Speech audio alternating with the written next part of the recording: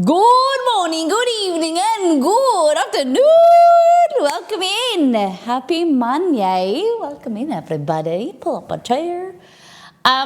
Today we are making crispy chicken, chicken schnitzel salad with Biscoff tiramisu. No, not Biscoff tiramisu. Biscoff Pavlova for Roseli.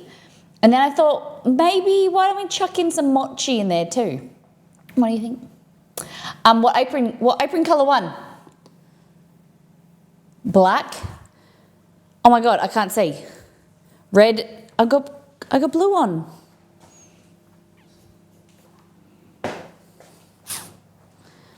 Who won the prediction? What happened? Oh, something's pressing. Oh, won't go away on my screen. Uh-oh. I've got to pop up on my screen, I can't get rid of it. Maybe it will go away on its own. Do we think that will happen? Blue again? Nobody said that. Did I wear blue last time? Was I wearing blue on the last stream? Blue is my favourite. I'm a blue girl. Good morning, Antamina, Roseli, Aria, welcome in. Margot. Recently, okay. So yeah, today we are gonna get started with making the tiramisu. Not tiramisu. I keep saying tiramisu. Biscoff. We're making Biscoff Pavlova, and then we're gonna get into the chicken salad, and then mochi. What do you think about mochi? We've got some frozen mangoes. But we'll just do regular, simple mochi, or coffee mochi is my favourite. But basically what you do is you create like the mochi outside. But first, you need to make like kind of like whipped cream, flavoured whipped cream. You'd put that in dollops, freeze it. Then you get the mochi, kind of the glutinous rice as a skin, as a layer. And then you can either keep it in the freezer or I like it in the fridge because the cream kind of softens. And it's really squishy and really chewy and really yummy. It's so easy, way easier than you think as well. So let me know if you're interested in the mochi. Before we continue, let's go back to last time on. Shall we do it on the last stream? We did the burger show. Yum, the burgers were good.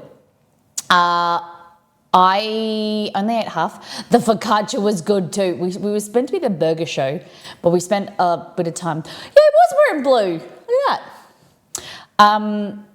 I did focaccia and something else, and then we ended up making burgers.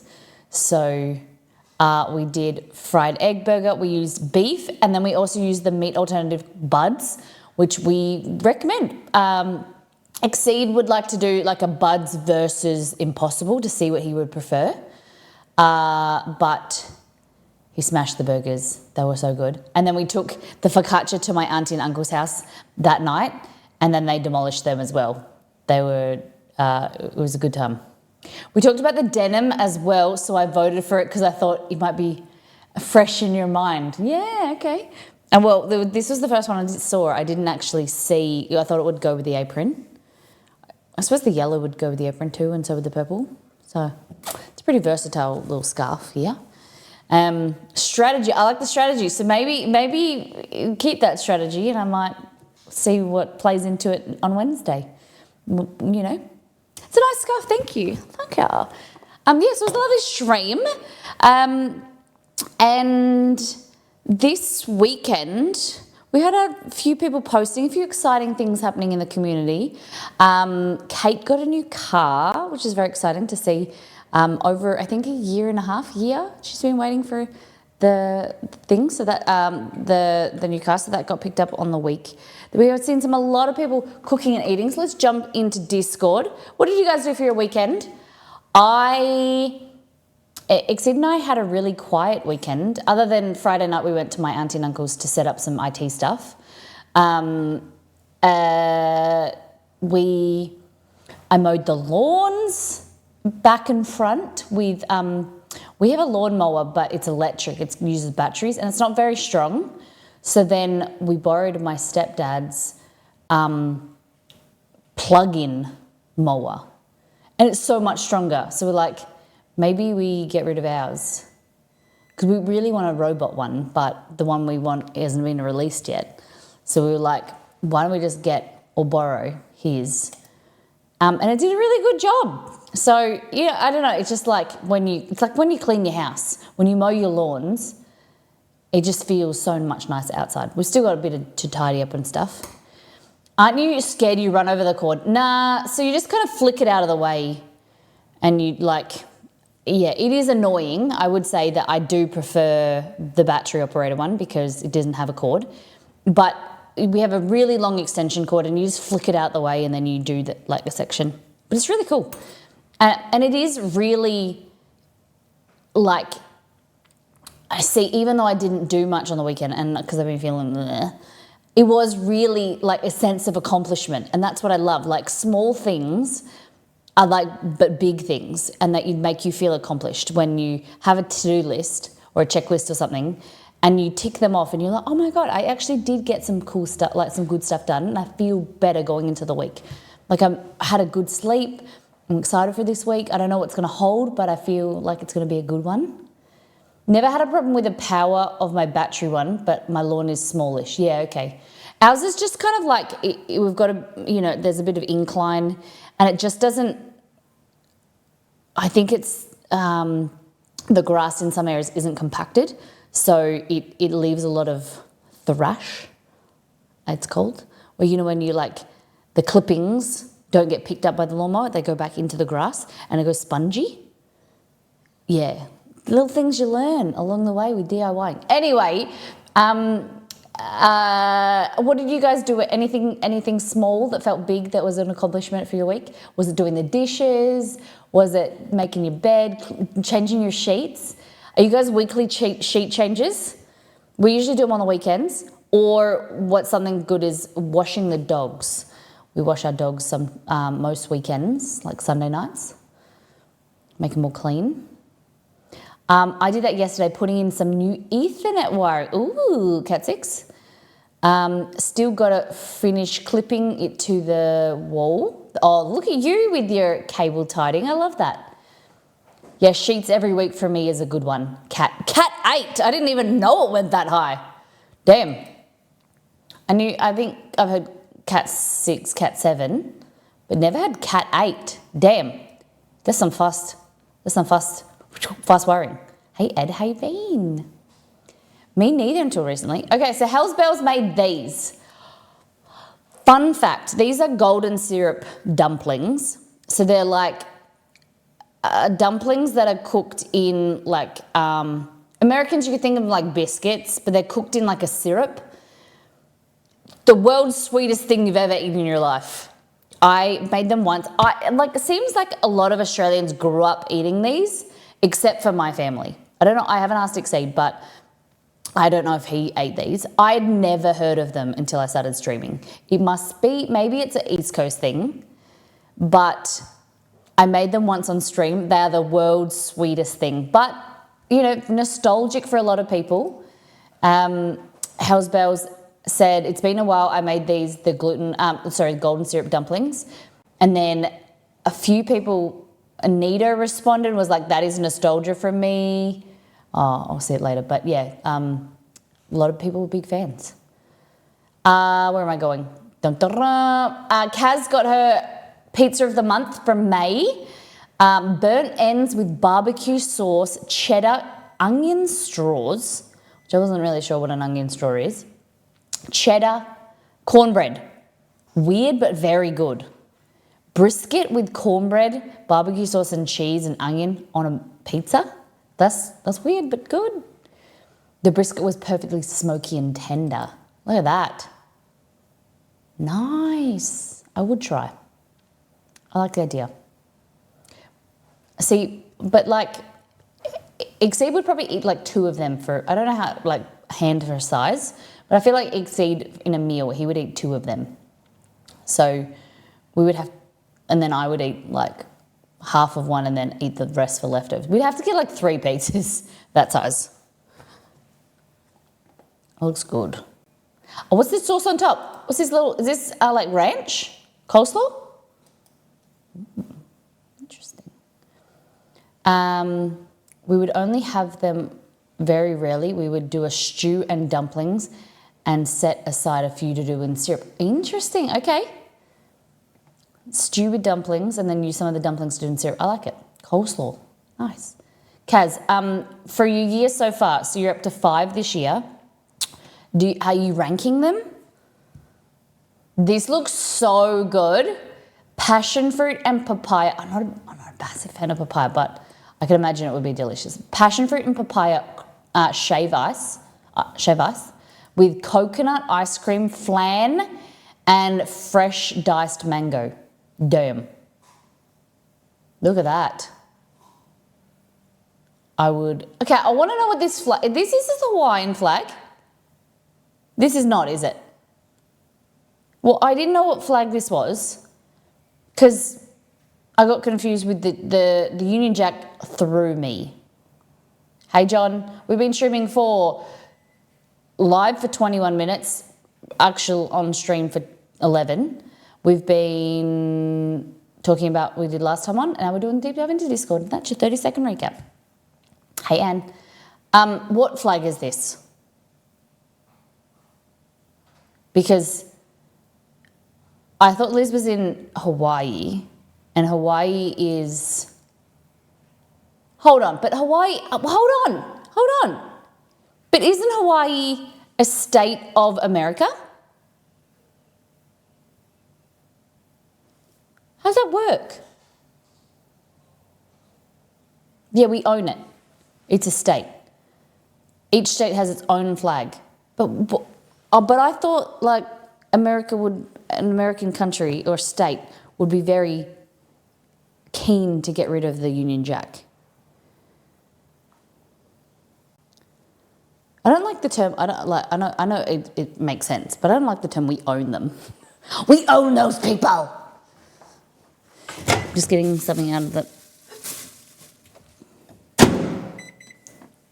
But yeah, I get Guam. I know Cuba. So America owned Cuba. I thought Americans hated Cuba. Wasn't there like an annex of Cuba and there was like a war? What? I'm so confused. I need to do some research in American territories and states. Guam, I wouldn't even know where Guam is on a map. Because Guam to me sounds like Asia.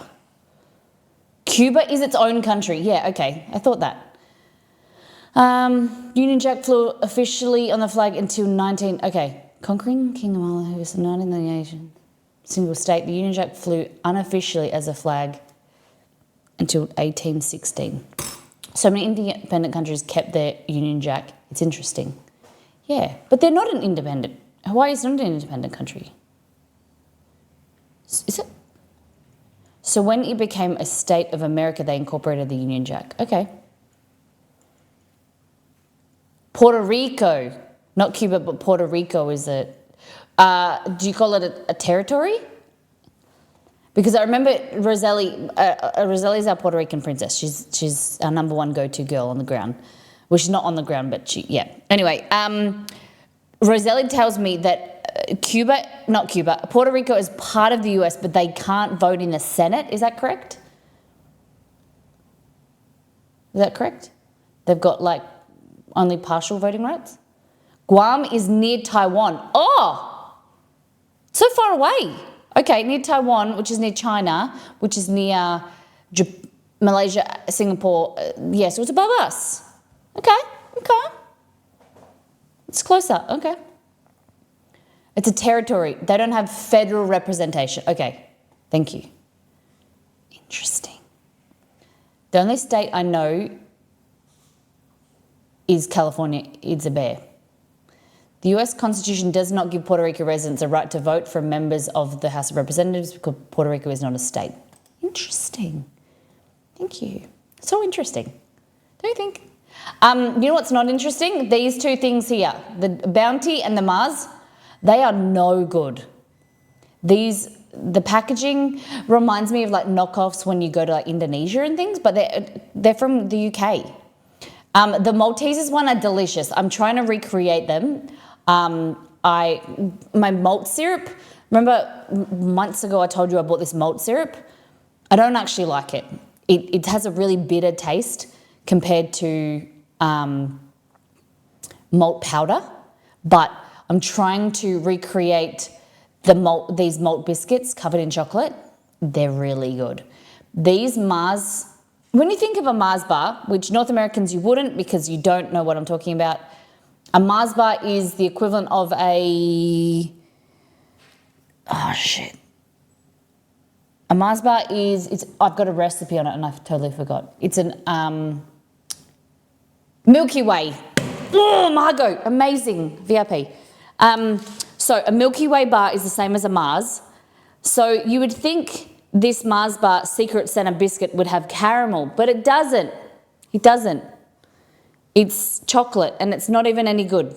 The Bounty one tastes like a really artificial, disgusting coconut. It's so bad. Like I can't even tell you the smell of it. And now I have them both in my house. Yeah, it was a rip. And the hardest thing about this situation for me that I'm in is that Exceed gives me a really hard time that I like to try new products.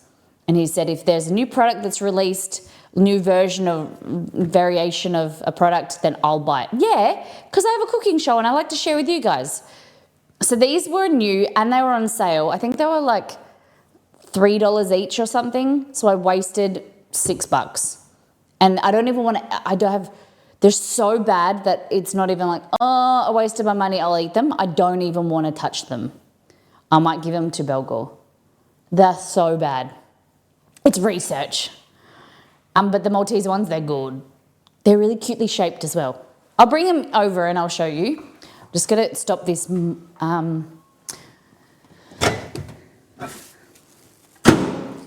chicken out of the fridge. Wow, Exceed not popping on Curiosity. Yeah. Could you use them in a cake or a dessert? Oh, I'll show you. Let me just give Margot this before I forget.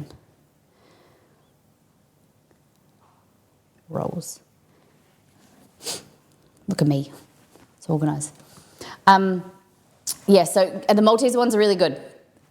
If you are in America, North America, and you haven't tried Maltesers, try and get your hands on them. Amazon, hopefully they come more available because they are delicious.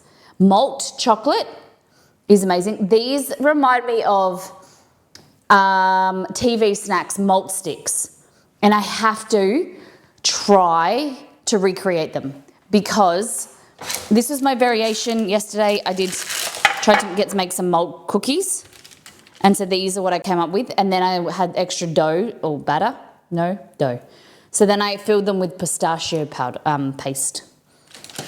They're very sweet, but they're not in the same malty flavour that I want them to be.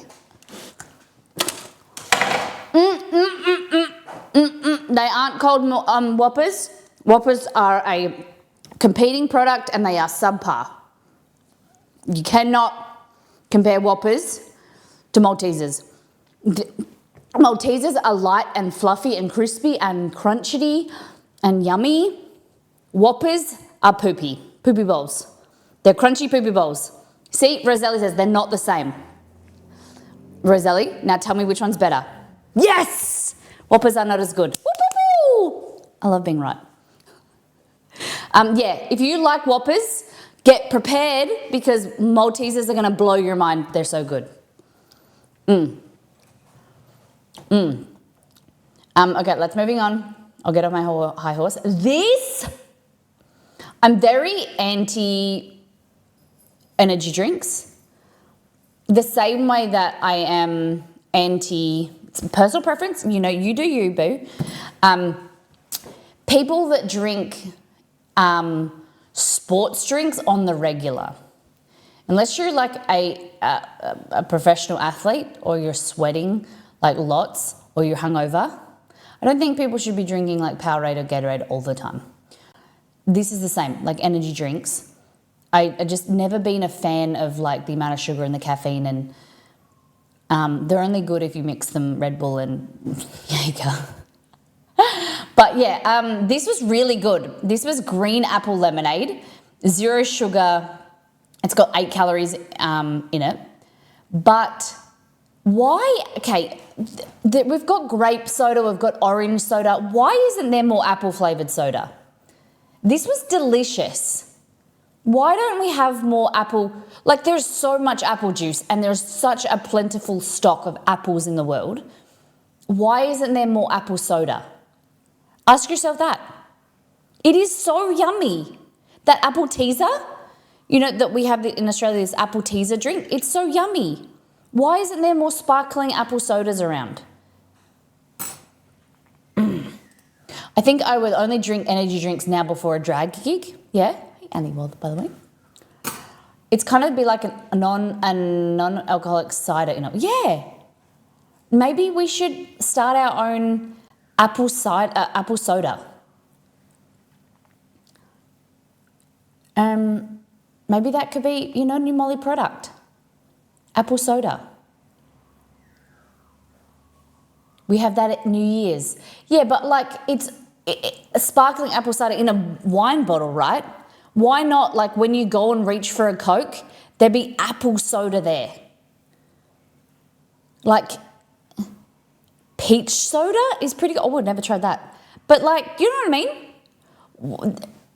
It's not like it is a rare fruit that is expensive. There's apples everywhere. Why isn't there more apple soda? It's so good. So yeah, this was green apple lemonade. It's really good if you want to try it. It's really good. I ate these in 2 days. Thank you, Nito. These were mochi. So they're brown sugar boba mochi. They're very yummy. The only thing that I didn't like about them was way too much corn flour on the outside. You had to like pick it up and like fling it like this or like rub it on something. It was like at one stage, the first one I did, I opened up my mouth, put it in, and it was like I had, like, you went cough, and it's like cough full of like white powder, and it was disgusting.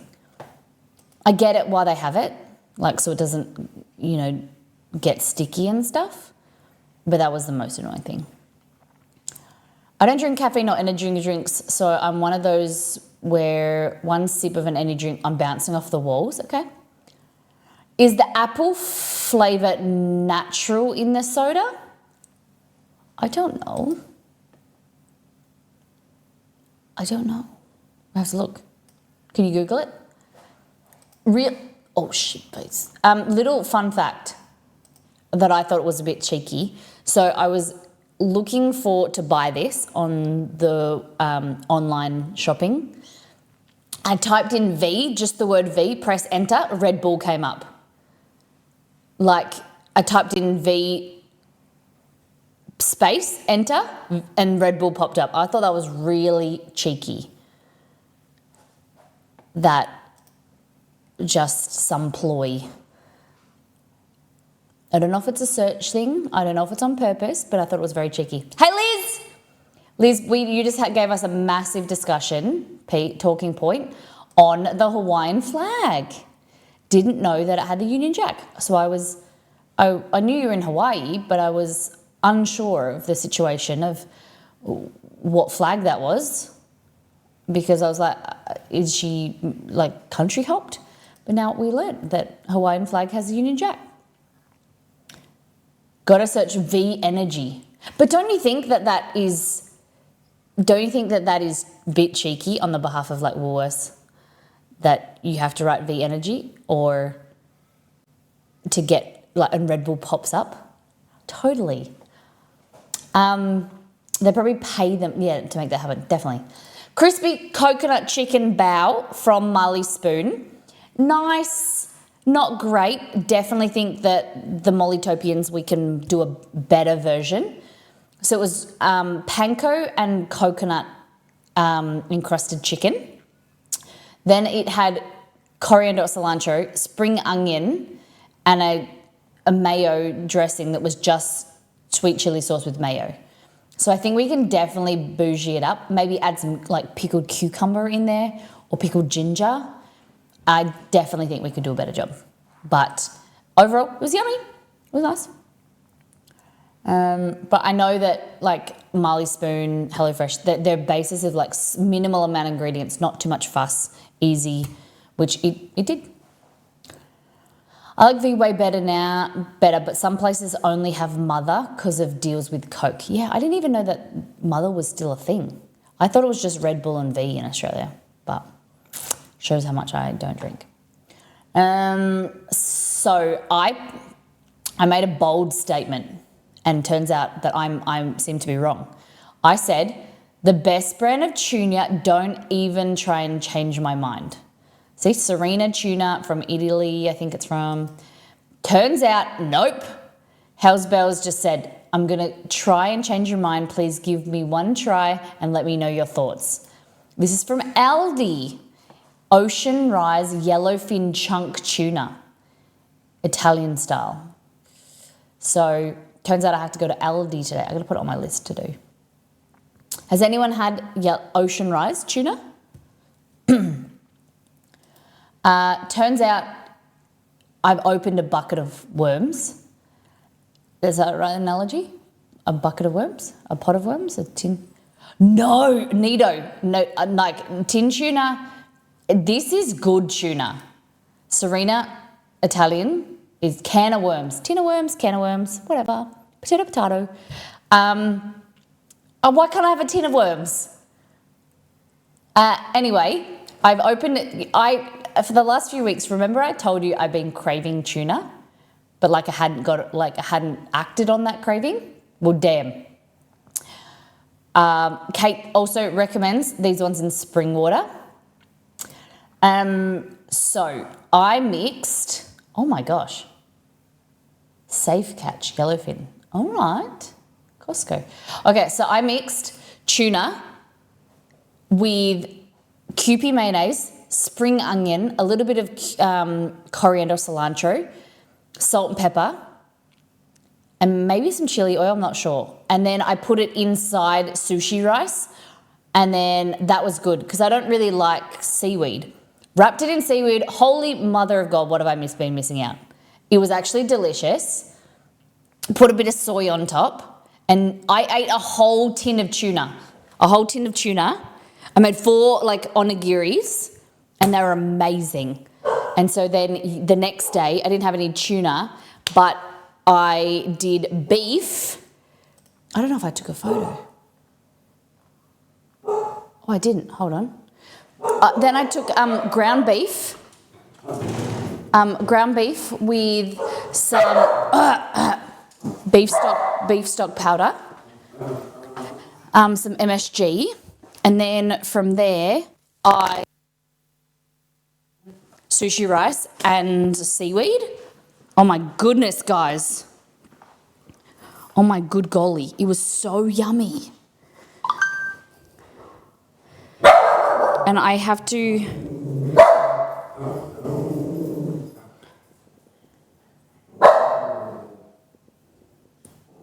Depending on how you wrap it, it's kind of like, it's kind of sushi, but kind of onigiri. Hold on, it's reloading. But yeah, so good. I have to thank Nido because I thought about your little presses. They're onigiri, no, but they're not really onigiri presses. They're bears. And I was going to use this, but then it was so small. I was like, I want a big girl piece of onigiri. So I do have this. I might use this again. Because that's what made me think of it. I was like, oh, Nido, onigiri, yeah. Damn it. Why didn't I post? I posted. Okay. Anyway, did I post in the right channel? Oh, Molly. Guys, I screwed up. I posted in general. So you can't take me anywhere. I was in a hurry.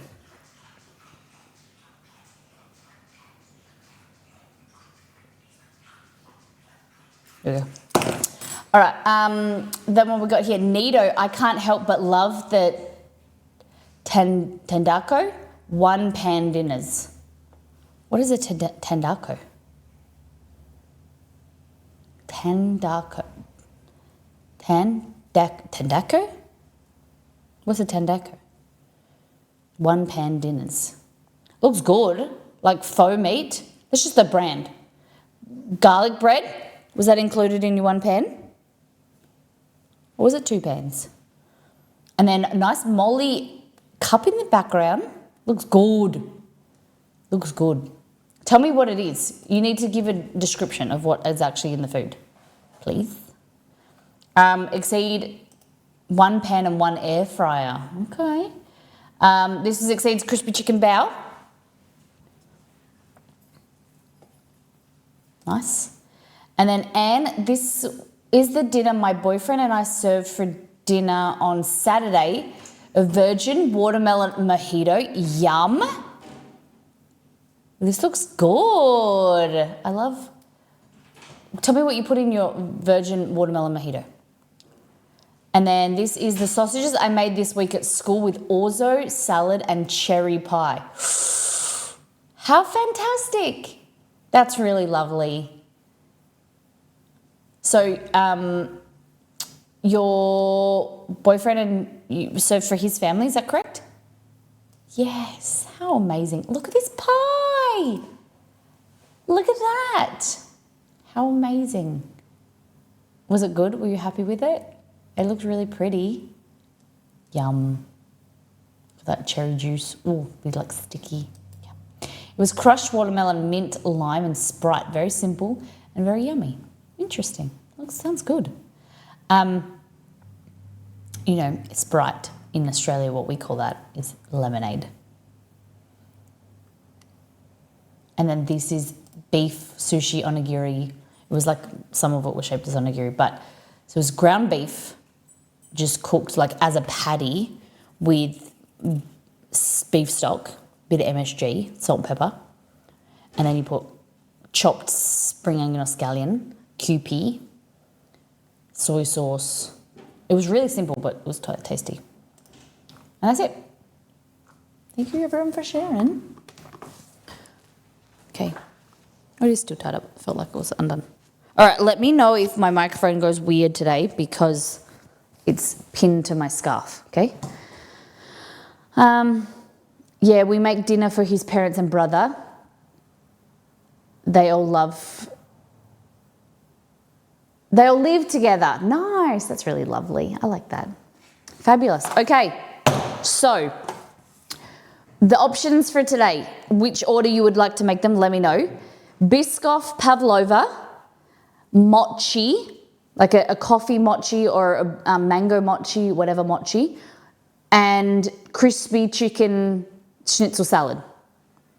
What would you like to do first? What are your thoughts? Thoughts, feelings, opinions, actions. We've got Biscoff here, and the other product that I'm very excited to show you is Buldak. This is mine and Exceed's second favourite hot sauce at the moment. We love Cholula, of course, but this is really good. Hey Google, close bedroom blind.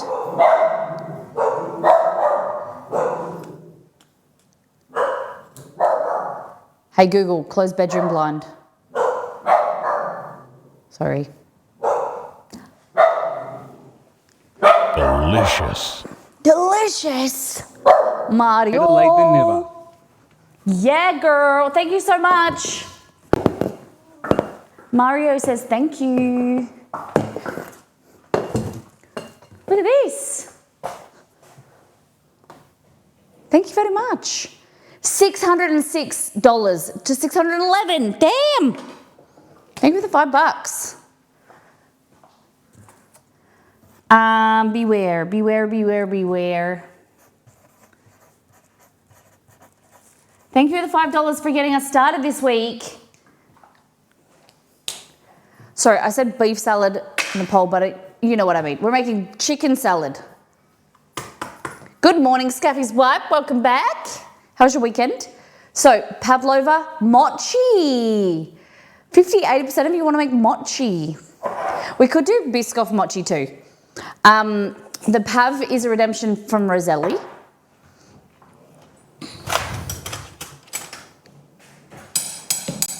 Polls up in chat. Biscoff, Pav, beef salad, chicken salad, and mochi. Which one would you like to make first? I haven't had Biscoff in a long time.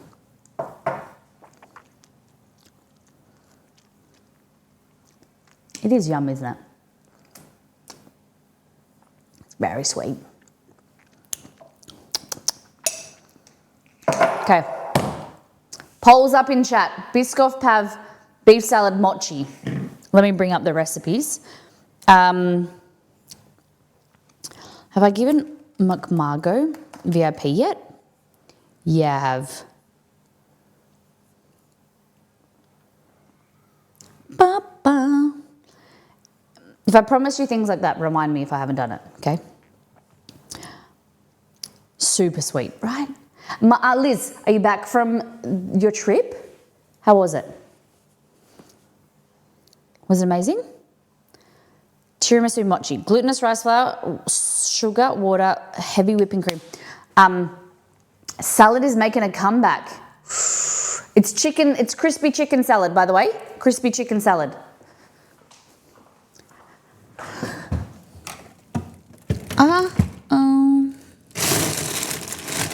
Okay, if I was mango, I cleaned up the pantry, the freezer. Now I've got to remember. Oh, that's passion fruit. There we go. Mango chunks. Was wonderful. Celebrated grandson's birthday. Oh, beautiful. I remember. Was it 2? How old? I don't. For some reason, I have 2 in my mind, but I don't know if you actually even told me.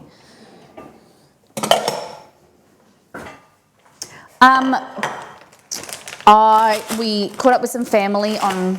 Yes, it was 2. Yes, love my memory. Mochi 1. Okay, so we're going to figure out flavors of mochi. We got any suggestions of mochi you would like? My weekend. Friday night we went to my auntie and uncle's house. We installed some. My husband does some contracting for their company, and their personal IT. So we installed some tech upgrades in their house, and then ended up just staying chatting. Then Saturday had sleep in, and I do have strawberry. Good one, I do have strawberry. Then mowed the lawn, did some cooking and cleaning. Not too much cooking. Did the crispy chicken. Peanut butter, green tea matcha. I've never done green tea, but what about green tea matcha with like strawberry topping inside? Like the matcha on matcha is the flavor on the outside, and then strawberry and mango on the inside. Coffee's good as well. Salted caramel. Strawberry and matcha is a great combo, okay? I went to Miss Molly's site for a recipe for flan, but there isn't one. I found one in an old recipe book my mum gave me decades ago. I'll post it in Discord if it's a winner. I don't have a flan recipe on the website. It's only something I've made. We don't call it flan. I would call it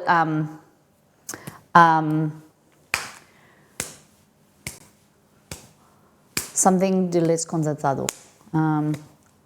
Bolo de leche, no. There's a Brazilian name for it, a Portuguese name that like I have it made it for. Custard. What do you mean custard? Yes, strawberry and matcha is great. Matcha strawberry is great. Sounds divine. And then yesterday, Soul Vibes, welcome in. Yesterday I finished doing mowing, did the front of the house. And then I did some gardening, and I had long like leggings on, like tights, and with shoes and shirt on, because you know you got to go out the front of your house with a shirt on. You got to make sure. And I was gardening and I was mowing, and then we had some grass that's grown into like a garden bed. So I was pulling that all out. There might, you know, when there's bugs, mozzies in the garden. Like, so I'd mowed, and that was one thing to kind of stir them up. And I mean, pulling them out, I had like scratches and like itchy arms. And then I have bites all up my legs and my butt, like mosquito bites or some insect bites all up my legs. So I came inside and I like had to like take, because it was so itchy, guys. I look like a freaking opposite of a ladybug. Like I got like red dots all up my legs. It was, I'm like, oh, I had long pants on.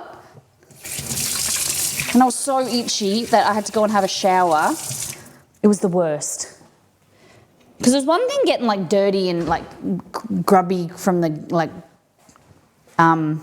getting stuff under your nails, like, you know, when you garden and things. It's just, I don't want insects near me.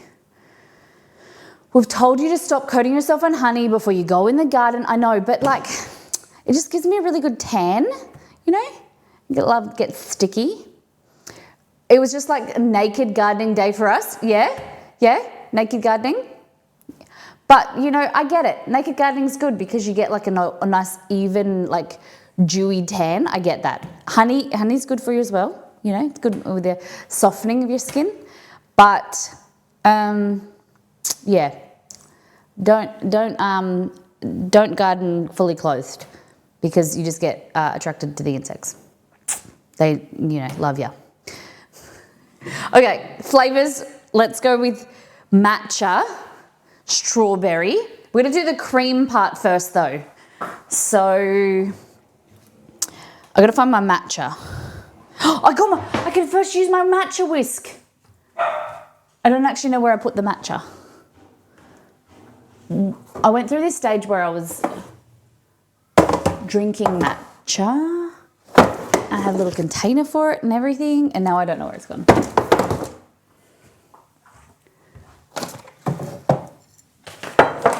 God damn it.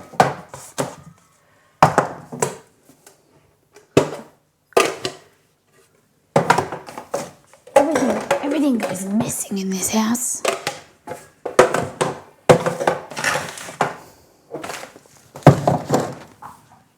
What the heck?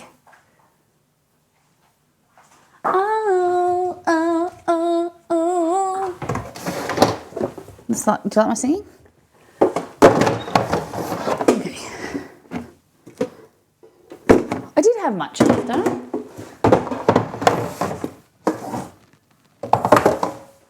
Guys, where's my matcha? Because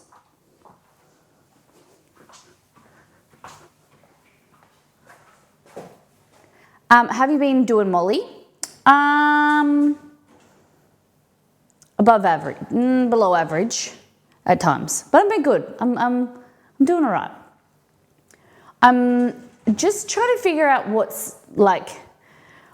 I'm really good. I've realized I'm really good with deadlines and I'm really good with projects, but I struggle when I don't have anything on. Like I don't. I'm really good with working. That's why, before Christmas, you remember, I made myself do a cookbook, the Christmas ebook, because I'm really good and I'm really productive when I have a project to work on. But when I don't have a deadline or something, I'm not as good.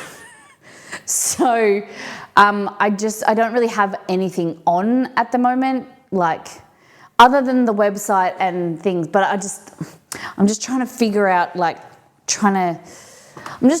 just in a bit of a funk. And I'm feeling like this is going to be the week where the funk cracks. Yeah, you call Sprite lemonade? Well, Sprite is a variety of lemonade. So the clear, the clear stuff like Sprite, and you know how you have different varieties of Sprite, of a drink that's like Sprite. It's like lemon flavored soda. The clear stuff we call lemonade. If it's yellow lemon soda, we call it pub squash. So Sprite is a variety of lemonade to us. And then the stuff that you guys call lemonade, we call American lemonade. Basically lemon juice with sugar, right? Okay, I'm trying to find matcha powder. It's in here somewhere. At one stage, I had tea bags and matcha powder here, out. And then I wasn't drinking matcha, so I put it away. And I don't know where it's gone. Here.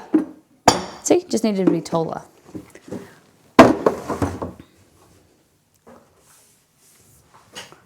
Okay. Oh, that's my sourdough starter. Wrong one. Here we go. We got it. If someone says they want lemonade to drink, it'll be Sprite or similar. Yeah. So like if you go to, say if you go to a bar and you say, can I have a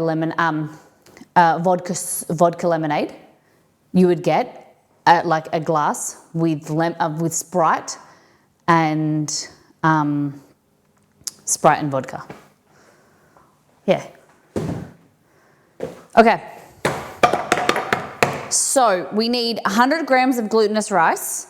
We're gonna do half and half. Half of regular mochi and half of matcha mochi. Hey Maddie, how you doing? You'd be so proud of me. I made my first angel food cupcakes and homemade whipped cream. I'll never use cans again. You will never. Amazing. I'm very proud of you. Tell me about your whipped cream. How did you make it? Did you put a little bit of vanilla in there? Because that's my trick. It's not really a trick, but it's a thing that I do. Vanilla bean paste. Vanilla bean paste you have to try. It's thick and it is so good. So, this is an Australian brand. I buy it in bulk from Costco, but it is, so it's got like, it's like a syrup almost, sticky. It's a lot, but see how the seeds in there? Yeah, it's really good. Once you go paste, you never go back. It is so yum. Yum, yum, yum.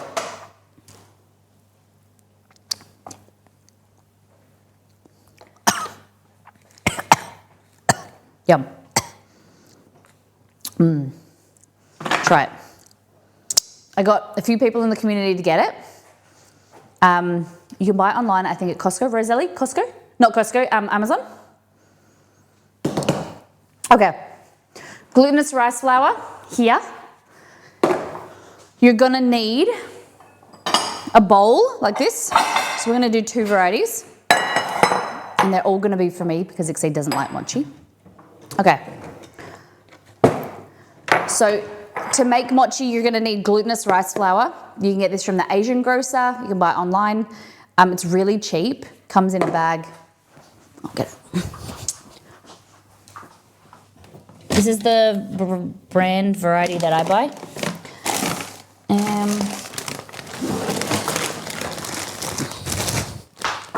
Is that, yeah. But I'm sad I can't get the big size squeeze bottle. You have? I can send you some.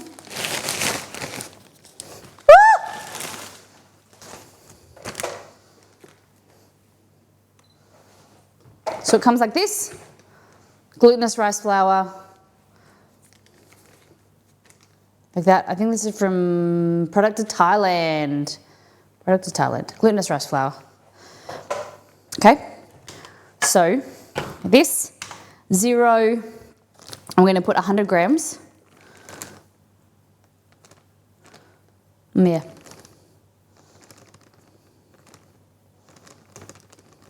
It's going to make a bit. Okay. What I think I'm going to do is I'm going to do a full batch of regular and then half a batch of matcha. Okay. So 50 grams in here.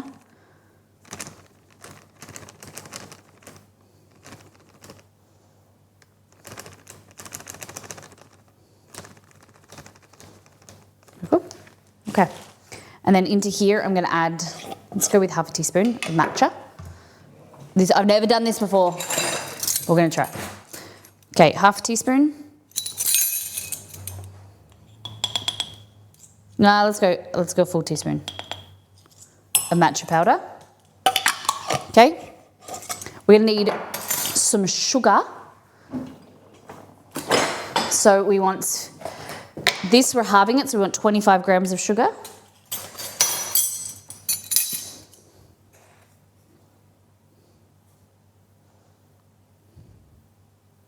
So 18 grams, so like 1.5 tablespoons. There we go. Too much.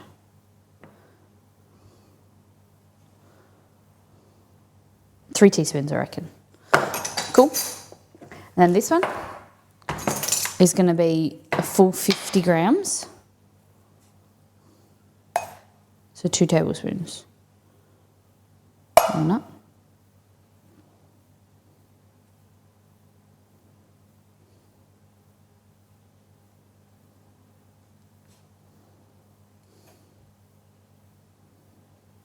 Oh, God.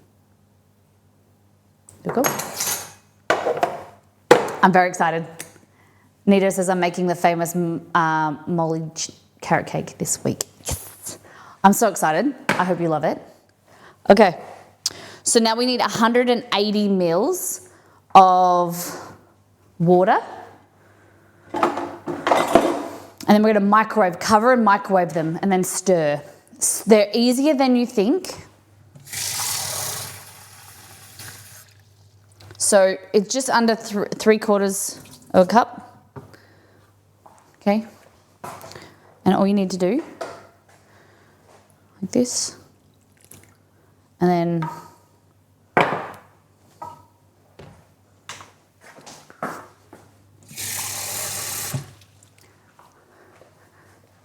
$180 divided by 2 is 90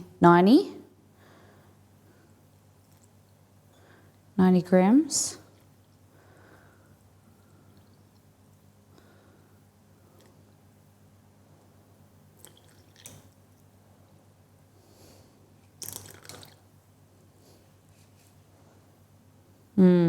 The annoying thing about these scales is that you move them around and it changes. There we go. Okay. Grab yourself a chopstick, just because it's easier to mix. Okay. We're doing this way too early because we're going to make the cream first and freeze that. Oh my goodness. It'll be fun. We'll make, oh no, because we're going to make this and cool this, it's fine. All right. So make sure everything is kind of mixed nicely. This is your matcha version. Beautiful. And then this is your regular version. I don't know why I just put an accent on, but that's okay.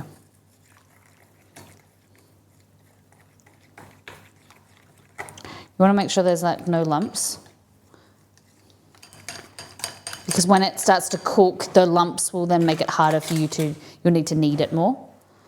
So maybe don't use a chopstick, actually use a spoon this time.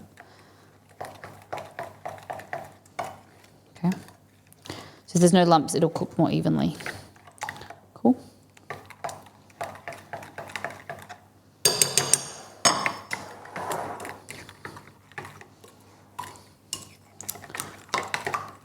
It's really easy, easier than you think to make mochi. All right. So we'll get some cling film, cling wrap, glad wrap, press and seal, whatever you like. Basically, we're going to steam it, cook it in the microwave.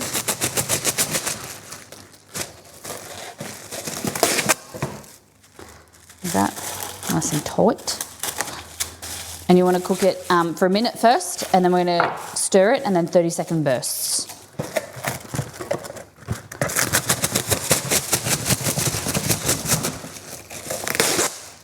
Oh, no. Saved it. A little bit too short. Nita, what's just because, or what's the? Is there a special occasion for the cake?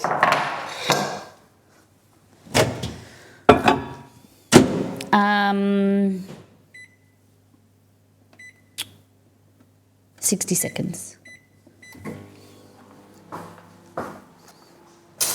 I think this time next week I'm going to make what I'm thinking is we do like, I saw this cake that looked really good, like a Bruce cake, like a really thick, like thin slices, but a lot of them, chocolate cake, like a death by chocolate cake, but like really thin layers, so you get a lot of layers. I thought that'd be really cool. Just feel like making it, might even do it after work to take into the office tomorrow. Are you going into the office? Nice. I thought you work from home time full time. Work from home full time. On your website, eyeing the apple ticket. Yes, I love to see you make it. Okay. So we've got some whipped cream here. It expires the 13th of May. So it's next Monday. Like that. Gonna go in once a month. Mr. B has to as well. Okay. Do you guys work for the same company or different? Because it goes in once every fortnight. And now everyone should know what fortnight means. Taylor has hopefully introduced the whole world to the word, Americans, to the word fortnight. I was watching a video on YouTube. I don't know if it was a reel or a TikTok or something. And someone was like, what does even fortnight mean? Like, that's not even a word. And I was like, bitch. Yes, the rest of the world uses this word. Welcome to fortnight. Okay. So, look, it's starting to thicken. Give it some stirs. Like that. Yeah, it was so funny seeing all the Swifties thinking she was releasing a song about a game. Yeah. I think it was the YouTube video, the film clip release, and there was all these like young kids putting like making Fortnite references, the game references, and then it was like a comment said like ideal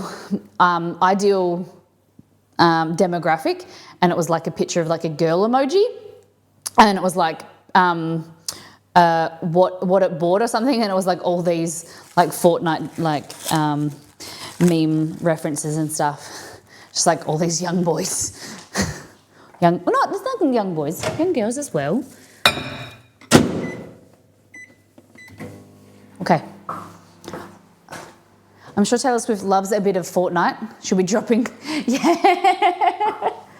Okay, just grabbing my beater blades. Oh. Okay.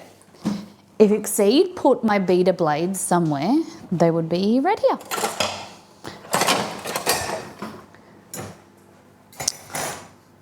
Fortnite. Okay, so we've got whipped cream here. We're going to whip that to stiff peaks with a little bit of powdered sugar. However, Molly has done the cardinal sin and I don't have any powdered sugar left. What am I going to do? I'm going to grab this powdered sugar here, put it in the blender, and I'm going to add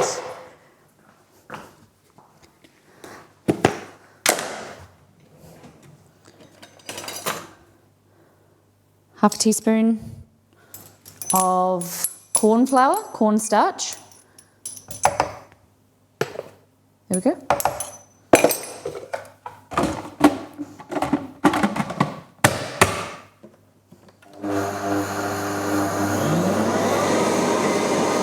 There we go.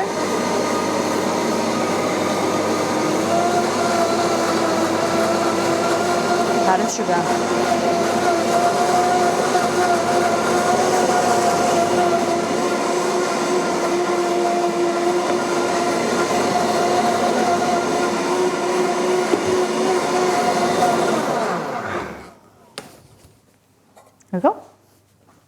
Website has been bookmarked. Will I make something? Only time will tell.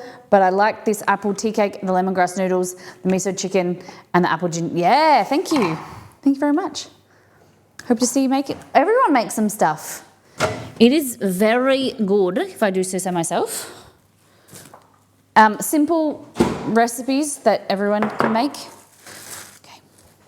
Press my pedal. There we go. Look at that. So.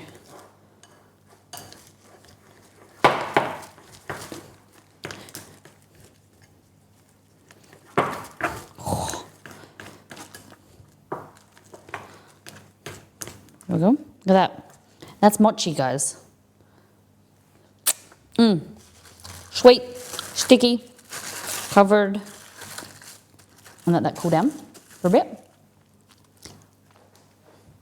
And just eat it like this, off the spoon. Good.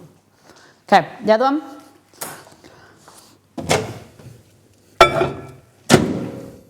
So 60 seconds to start. Give it a mix. 30 seconds, give it a mix. 30 seconds, give it a mix. Should be done. Okay.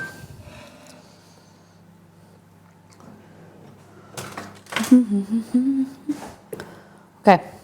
So a bit of this powdered sugar into the cream. Like that. A little pinch of salt as well. Just balances out the sweetness. There we go.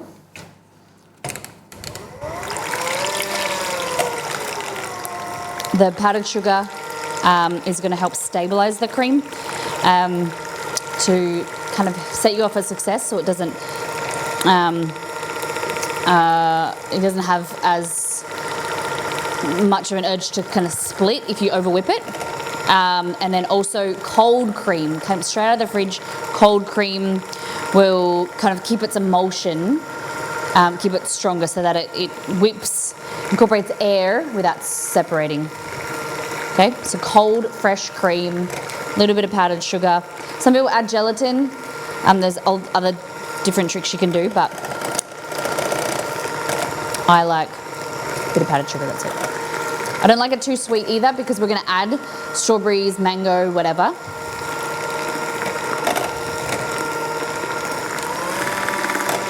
There we go. And then some of this cream will separate. We'll add some. What other suggestions for flavours? We've got mango, strawberry. Someone said something else. Give me your suggestions for flavours of mochi. There's coffee. We'll get to Biscoff, Nutella.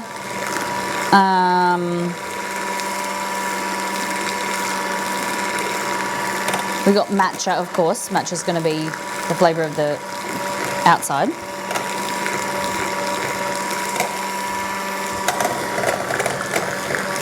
What flavour mochi would you like?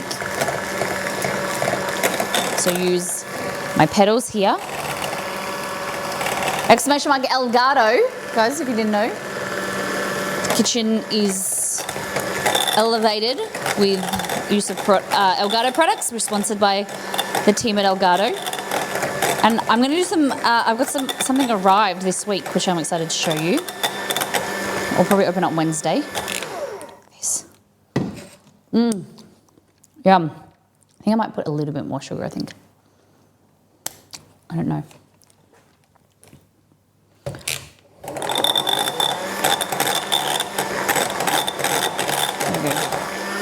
Don't over whip. It's going to be frozen anyway, so just whip it till stiff peaks. Have a taste. Good.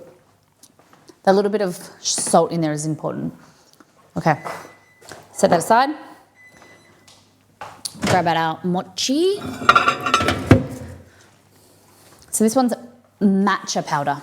Matcha strawberry, Biscoff too. But was there any other suggestions for? Look at this. So this has got the matcha powder. I'm going to need to mix in. I'm going to knead it. So this is half a batch, remember? So we won't need to cook it as long, but I'm thinking another maybe 30 seconds. So it's a bit stiffer. And then we're going to get some cornstarch or corn flour and then knead it. Look at that. Nice. Pineapple. Oh, I don't have any pineapple.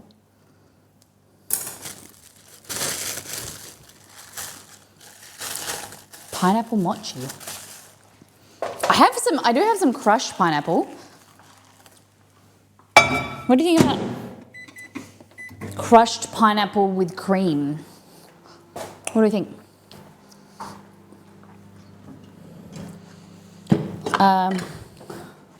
So what I want to do here is just grab Biscoff like this. Like that. I'm going to microwave this to warm it up, I think. Just so it's easy to incorporate into the cream.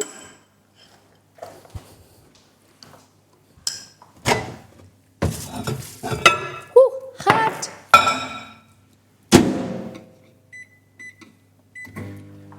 Mint mochi. Mint. I've never heard of mint mochi before. A lemon or strawberry. Interesting, okay. I've had strawberry. I've had coffee mochi. You could do, I don't have any Oreos, but you could do like a chocolate. Okay, so we're just gonna grab some of the whipped cream here. Kind of give it a mix.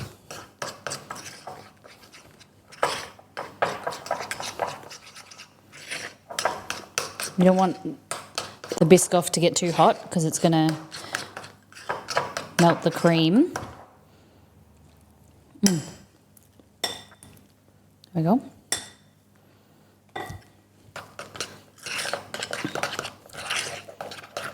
Beautiful.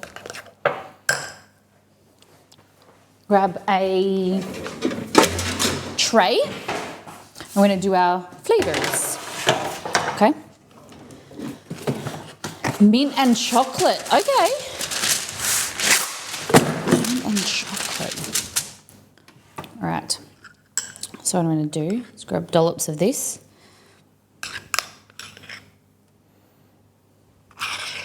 I want them even, kind of.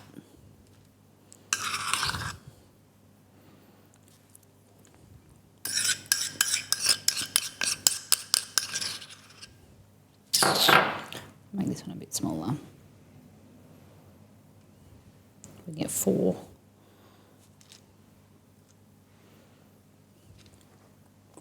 What do we think? And then, where'd the Biscoff go? Press here. I'm just going to do like a little touch of like Biscoff centre. Like that. Just in there. There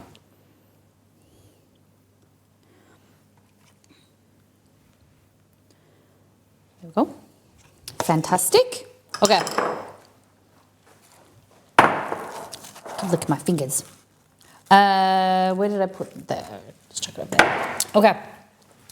So we're going to chop up some strawberries and some mango. Mango, ideally you would have fresh, but we're past the season now. So I've got frozen mango. I just want to defrost it. Still a little bit frozen here. Oh, drop one on the floor. Good one, Molly. Just to get some ice off, I'm just going to wrap it in some paper towel. There we go. Something about frozen mango, it never tastes as good. Okay. I don't know if they, earlier in the season or something, it just has like a bit of a weird aftertaste. If it's like a bit underripe.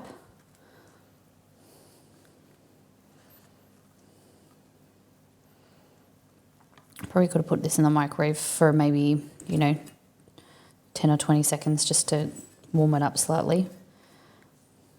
I think it should be fine. Okay. So hey, Jess. Oh! Did that scare you? You hit the edge. Good boy. The chopping board. No, not chopping board. The tray. Okay, so I just want some smaller pieces because you want them cut quite small because when you bite into the mochi, you don't want them big. I personally, I want a big chunk, but I like a small chunk so you get a bit of the mango, a bit of the cream, and it's, you know, a bit more pleasant. Some people like big chunks. I find it like the mouthfeel will be awkward. You know what I mean? Just going to put this in the microwave.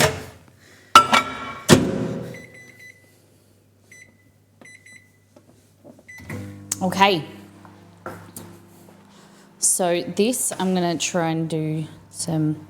You could, just thinking, if you want these really round and like really nicely shaped, definitely go for something like this. Like a cookie scoop. I wonder if this would turn out nice. Hey, look at that.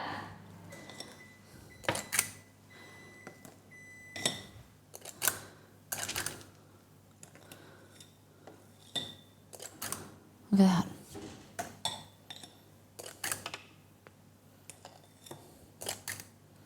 And you can put these close together. You don't have to worry about them touching because they're not going to bake or anything. We're going straight in the freezer. So you can crowd it slightly. Look at that. Beautiful. So guys, ice cream scoop, cookie scoop is the way to go, it looks like. Okay. We'll just pop some mango in there.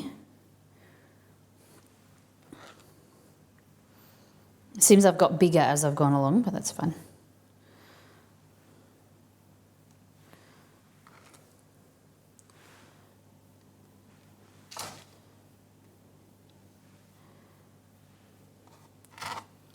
So I'm going to go with mini mango. I'm kind of into the pineapple idea, but I don't know. Maybe next time. Okay. Definitely keen on strawberry.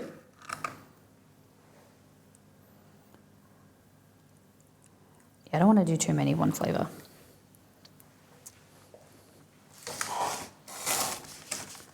Haven't we all? Straws. Okay. If anything, I'm going to do a lot of one flavour. It's going to be strawberry. Strawberries, cream, just goes so well. Do you have a favourite flavour combination? Sweet or savoury? Is it like strawberries and cream, or is it chicken and rice? Like, what's your favourite flavour combo? I like sweet savoury, so like potato chips and chocolate, or pretzels, or popcorn and Maltesers. That's good. Sugar and sugar, always sweet for you, and pizza. Okay. So these are not as sweet. They're kind of like end of the season strawberries. So we're gonna kind of add a little bit of, you could add maple or just roll them in some sugar. You know what my grandma used to do, which is kind of shunned upon now? My grandma used to get strawberries, chop them up, slice them up, and put Splenda. Do you guys remember Splenda? We were only really had it at her house, but I never had Splenda in coffee or anything. It was just Splenda on strawberries because it was like snow. It was the best.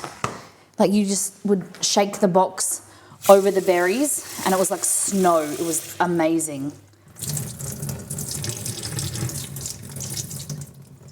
But yeah, it's like now you talk to my grandma, she couldn't, like, she would die if you talked about Splendor and artificial colour. But I think they're more available than they ever were. But yeah, I don't know if, isn't that funny? That maybe it's just she's very anti-artificial flavours and giving them to your kids and things like that. I don't know. But we had Splendor a lot as a kid at her house. Chocolate and salt, maybe the Lindt dark chocolate or sea salt bars, they're very good. I like to make male snow cream. Okay, I like to make snow cream.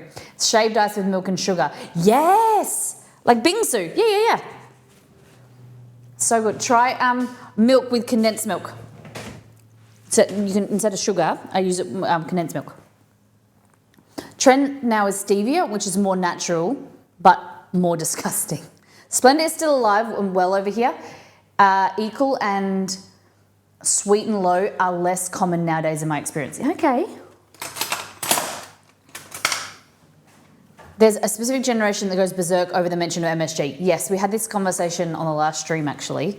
My grandma is, my grandparents, more so my grandma, very anti-MSG. And she says that it gives her a headache, and I have to believe her. I don't know if I agree. I don't agree with her, like her dislike of MSG. I use it all the time, but yeah, you got to be respectful for someone's opinion, and if they don't want to eat it, then you don't force it on them. I love make sure you're good. Okay, where's that powdered sugar Gan? Where's it Gan? I was on, my auntie added me to this slow cooker Facebook page. It's like a slow cooker group. And they were talking about MSG. And people were like giving their opinions on MSG. And then people were talking about, you know, this, that, oh, you know, the Chinese don't even use it. And it's actually invented by a Japanese scientist. But people associate it with China and Chinese food. But, you know, everyone have a look into it. There's mixed opinions, of course, and that's the important thing, is to do your own research and decide what you want. You know, if you want to use it or you want to eat it, it's all personal preference. Okay, strawberries, like this. It's going to be good. A little bit trickier. Maybe, you know, if you had a larger strawberry, you didn't cut them up as small as I did, it would be sticking a bit better. I could have mixed this through the cream, but if you notice, I'm trying to do a few different types and varieties. So I didn't want to have multiple bowls. Get in there. Okay. All right. But maybe what could be better, I just did this, because I've got this bowl anyway. Yeah, because Asia is one homogeneous country, right?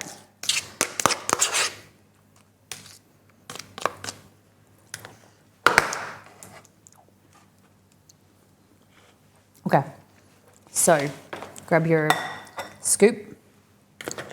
Yeah, this is obviously easier.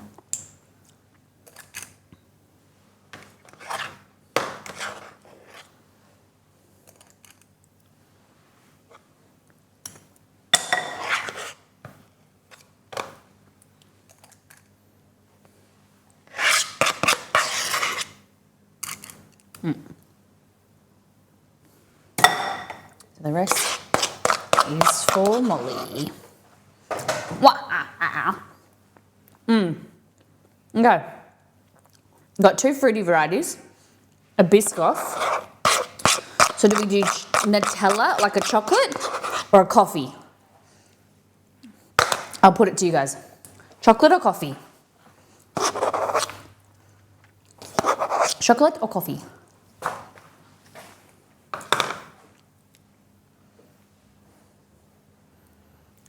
Coffee.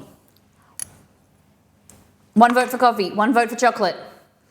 I think Beware's is a coffee, so it's 2 votes for coffee, 1 vote for chocolate. Is it all meringue or do they have the marshmallow centre? Just cream, whipped cream. Okay, shit, I've missed out. Okay, so 2 for coffee, another 1 for coffee, another 1 for chocolate. So we're 3 apiece. 3 apiece. Coffee, chocolate, coffee, chocolate, chocolate, coffee, chocolate,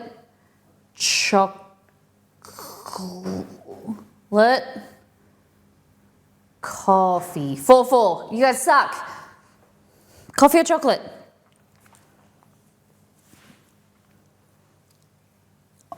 Coffee or chocolate? We need a tiebreaker. Come on. Coffee. Oh, there it is. Scarf is wife. I knew someone would say it. ¿Por qué no los dos? Why don't we do both? Mocha. No, oh, we didn't do pistachio. Guys, we didn't do pistachio. No pistachio. Okay. She lost her damn mind.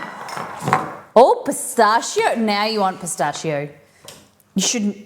I've been pistachio mad recently.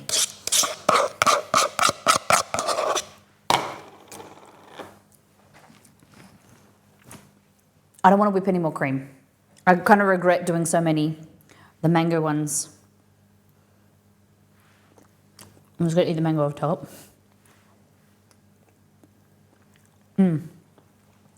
Okay. Coffee? Okay, now the vote. Plain coffee or mocha? Plain coffee or mocha? So we're definitely going to do coffee. But do we add chocolate or nah?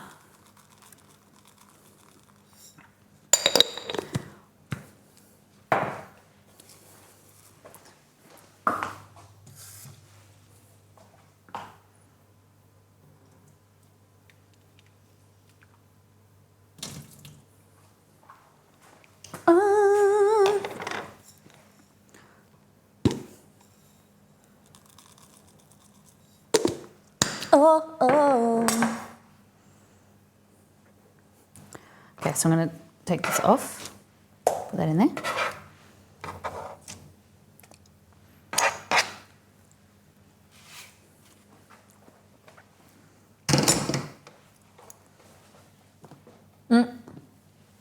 Wrong button. Mocha. Oh my God, look at me of you.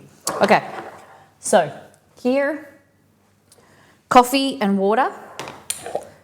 Add some of this Bon Mamam chocolate spread.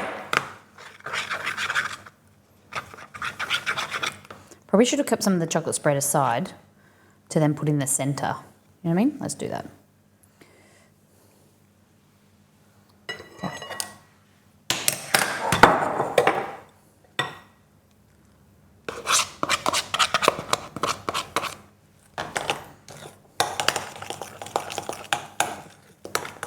Oh, look at that.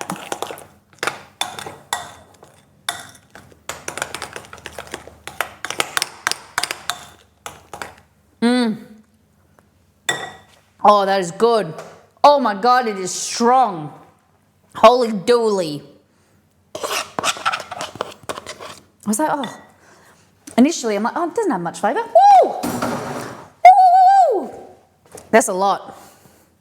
That is a lot. Okay. If you missed the poll, you're too late. Mocha already won. You need to get in and enter quickly. Okay. So the plan is like that. So it's got a bit of chocolate swirl in there, and then we're going to add like a chocolate centre.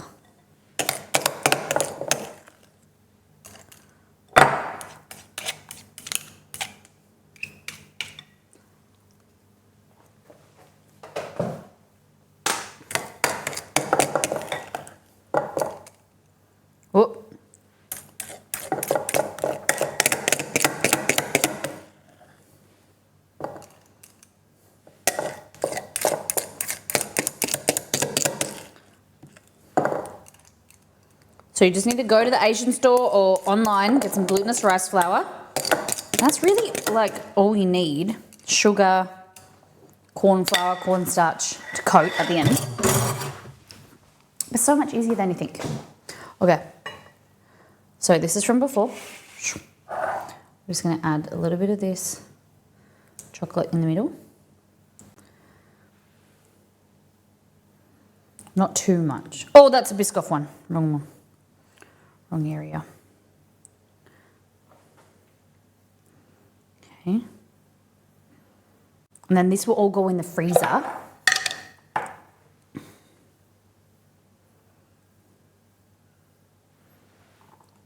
And for like 20 minutes. And then we'll coat it in mochi and it will be amazing. Cool? Amazing. Look at that. It's like a fruit salad.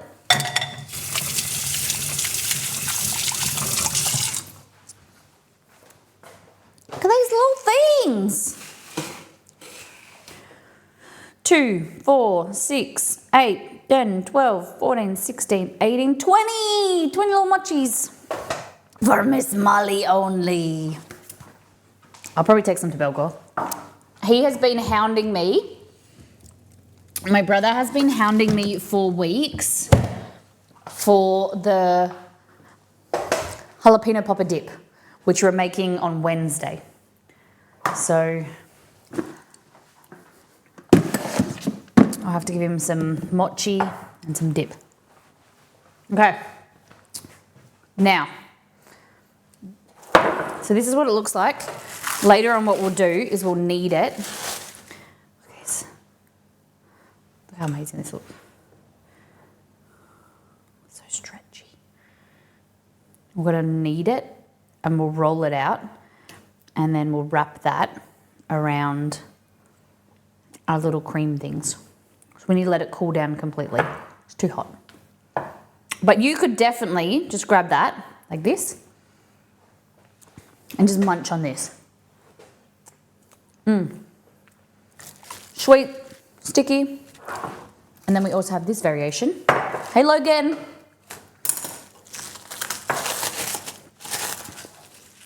Oh, I think we're not going to need to, I think we might need more. We made 20 bowls. Go ahead. We might need to make some more.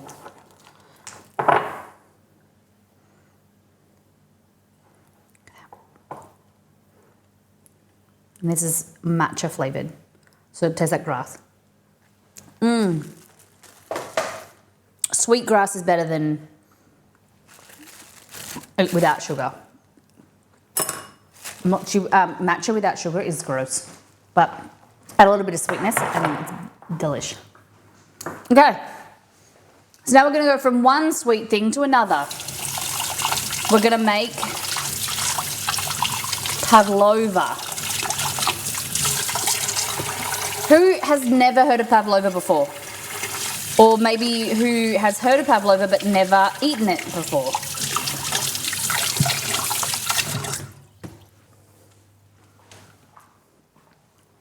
Love pavlova. Hope you're having a great week. Over. What kind of pavlova do you like? Okay, take this stuff away. I've heard of it, but not sure what it is. That's the answer that I wanted. Heard about it, never eaten it. Heard the name, but I don't know what it is. Still haven't eaten it, okay? Fantastic. So, pavlova is Australian. We claim it, even though I don't really like it. But it is a sweet dessert made from... Dang, Molly, you are out here slaying. I googled it and it looks amazing. So a pavlova is a meringue-based dessert. We're going to show you how to make a meringue. And then it is topped, once it's cooled, it's crispy meringue. It's topped with whipped cream and usually fruit. We're going to do a variation today using Biscoff as a redemption from Roseli. So we're going to make a Biscoff, what's saying the Biscoff tiramisu? Biscoff pavlova. It depends. Sometimes it's a complete pass for me, and other times I want it injected into my veins. That's like the time when you really want something sweet, like your body is like craving sugar, is the only time that I'll eat pavlova. Like, I like a variation which is swirled with chocolate. I'm going to do that with Biscoff. It's going to be good. It isn't for the faint-hearted though. It is sweet on sweet on sweet. So we're going to start with making our meringue. Okay.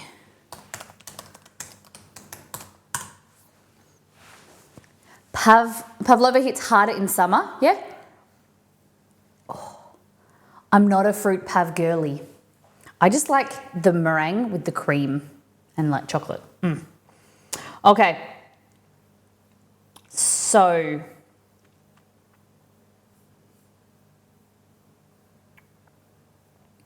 we're going to do little ones. Better than a big one. Little ones are better. Okay, so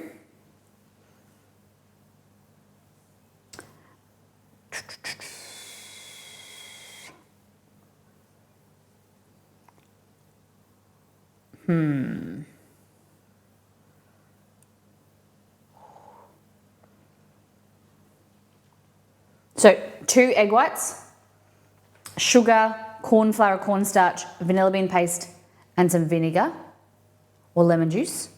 And then we've got Biscoff as well. We're going to whip the Biscoff through, mix it through. It's not Christmas and if someone doesn't bring pav, yeah. That used to be our family tradition as well. But then we all realised that no one ate the pavlova except for my granddad. So now we buy the little pavlova or like the mini nests, meringue nests, and we make him his own personal pavlova. Banana passion fruit request definitely was not my fave. I don't like banana. Really, the only things that I really like banana on, we're using banana today, but like banana with like a fruit salad should not belong. You shouldn't put banana in a fruit salad. It like goes soggy and bleh. But we're gonna, fresh banana on its own with cream and Biscoff will be delicious. Okay, the things you will need are a bowl, a beater with beater blades. Okay, I'm gonna wash these and then I'm gonna wipe them out with vinegar. Why would you do that, Molly? I am whipping egg whites, and egg whites are enemies with fat, any form of fat. Sometimes if you put beater blades in a dishwasher, sometimes they can have remnants of fat on them that then just the smallest,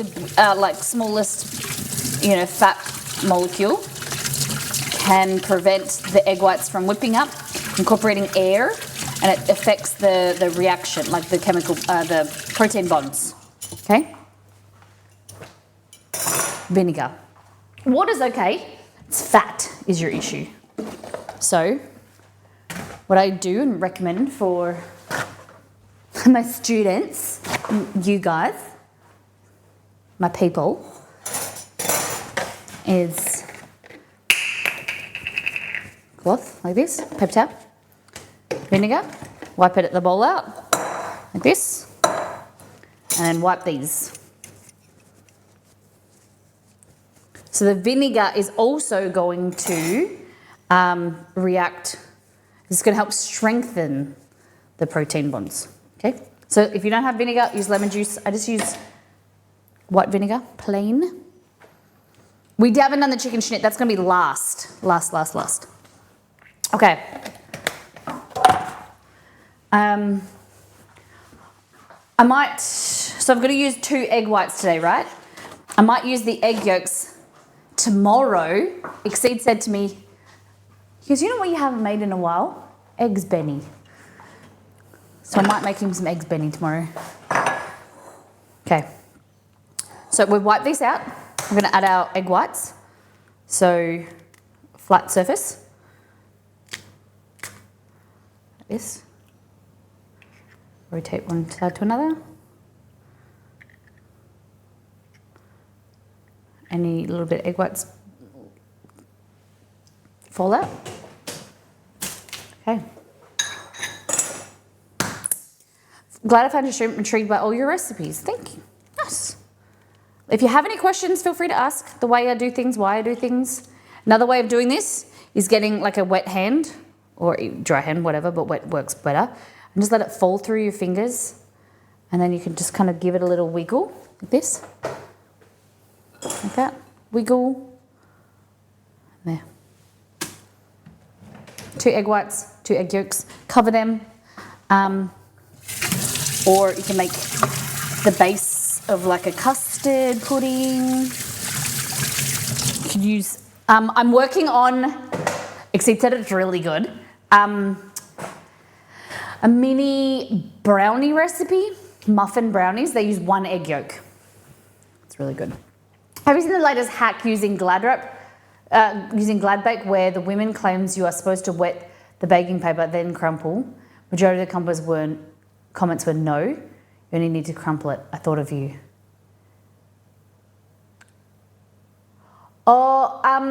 So wetting before you crumple. The only good thing about the wetting is that it kind of sticks to the surface, like it's kind of keeps that water, that it kind of sticks as like a glue, and it sticks to the baking tray a bit better.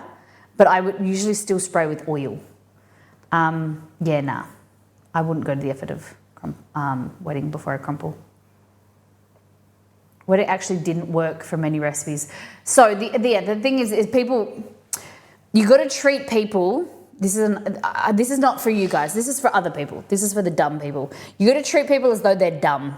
The lowest you've got to make a recipe, or you've got to do anything to the lowest common denominator.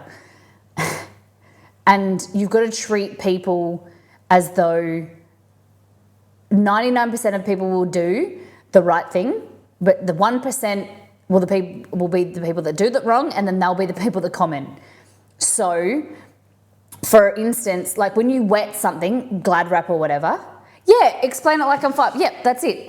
So like if you say to someone, run underwater really quickly, scrunch it, there'll be one person out of the 100 that will make it soggy and soppy and wet, put it in the tin and wonder why their cake or their batter or whatever is soggy. Yeah. Because they left it dripping with water.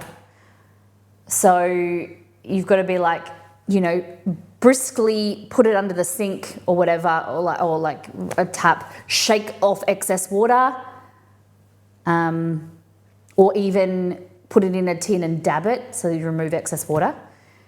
And that's why I like a blog setting. And I don't do it as enough as I should. Can you guys still hear me? Is giving people, like, this is what it should look like, or writing. People like to have minimal recipes with minimal words because they think that is better for beginner cooks, that they don't get overcomplicated.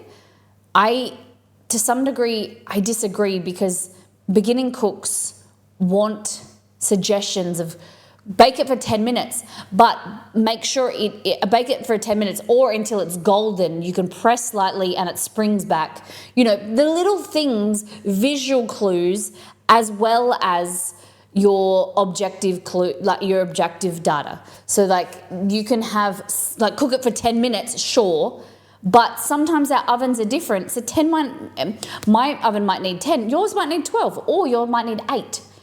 And you just want to know, like I like to say to people, like, press in the center, and I'm updating with recipes. Like, don't do the toothpick trick. If you read my latest recipes, like when you've pressed a toothpick in, it comes out clean, your cake's actually overcooked. It's not done, it's overcooked.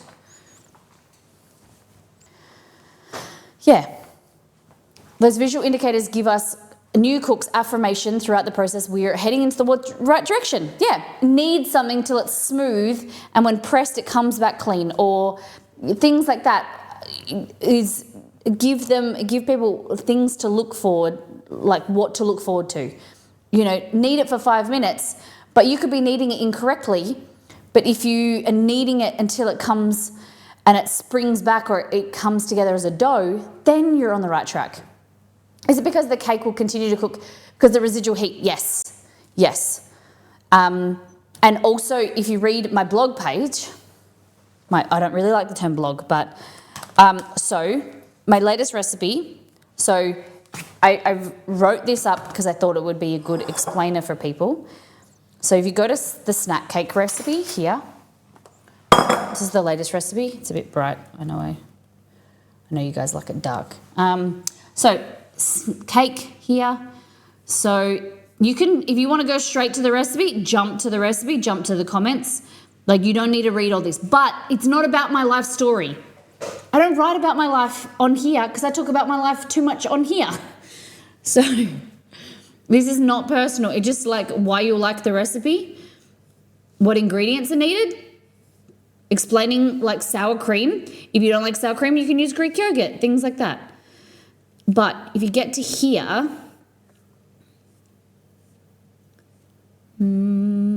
stop using the toothpick to test cake. Okay? So it says, let me press the right button. Testing with a toothpick is widely used technique for checking if a cake is baked through, but is not always foolproof for several reasons. Location variation. Results may differ depending on where the toothpick is inserted, potentially leading to false readings.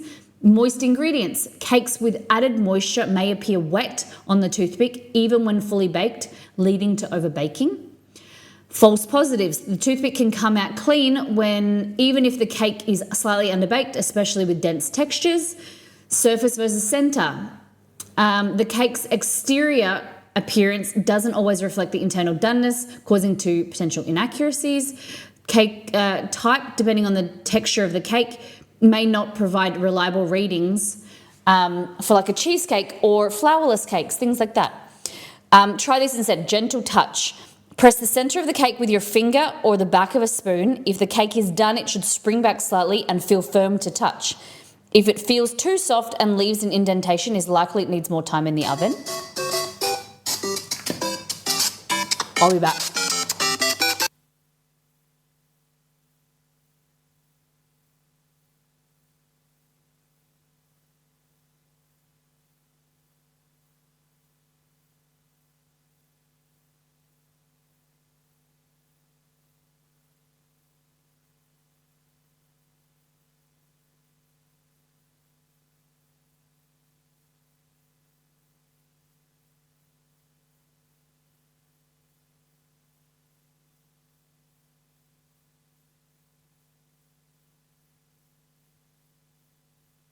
Delicious.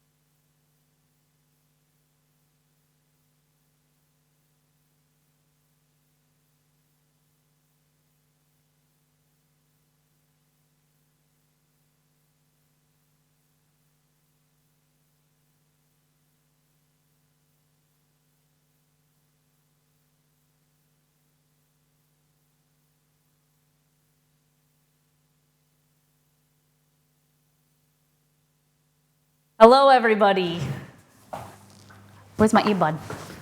Hello. Where's my earbud? Can you hear me? Hello. So it was good. I didn't get the role, but she said that the general manager was lovely, and she just said that so a staff member, their managing. So their marketing manager left the country and they were kind of left in the lurch. And she said that the role, when she looked at it, it changed and it was bigger than she was expecting. And so they went for someone who had more experience, was very experienced. But she said that she wants to keep my resume and that there's possibly another role for me in the coming few months. So we'll see. Yeah, so it was great feedback. And she said, I don't want you to think that you couldn't do it, but she said, like, there's deadlines and stuff that we need to do in the next few months. She said it wouldn't be fair on you. And yeah, so it was good. So we'll see. But it's good back to hear. Yeah, I was like, at the start, I was real nervous, but she's a lovely, amazing lady. Very, very, very sweet to talk to. And we got on really well. So yeah. All right. Where were we? What were you guys talking about? Thanks for keeping everyone busy.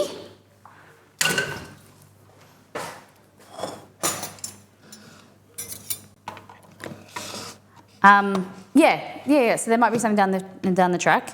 And she was like, I know you want to, like, I want to get you into corporate. I know you like, that opportunity. She said there's so many opportunities. And yeah, I'm just glad that I heard back. I was a bit nervous that I wouldn't hear anything. But yeah. We'll see. Honestly, I said to Exceed that I don't think that role was too big for me. And hopefully something comes up in the future. So we'll see. Okay, asking people if people would like affiliate links. Okay. And what happened from there?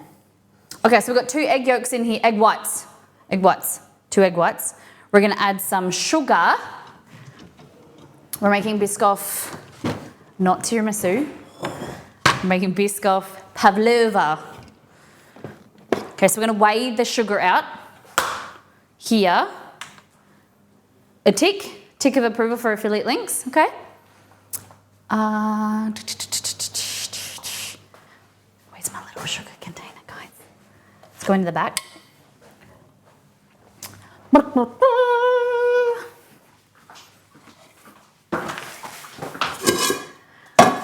Do bop dippity ba do bop do da ba do bop dip da ba do.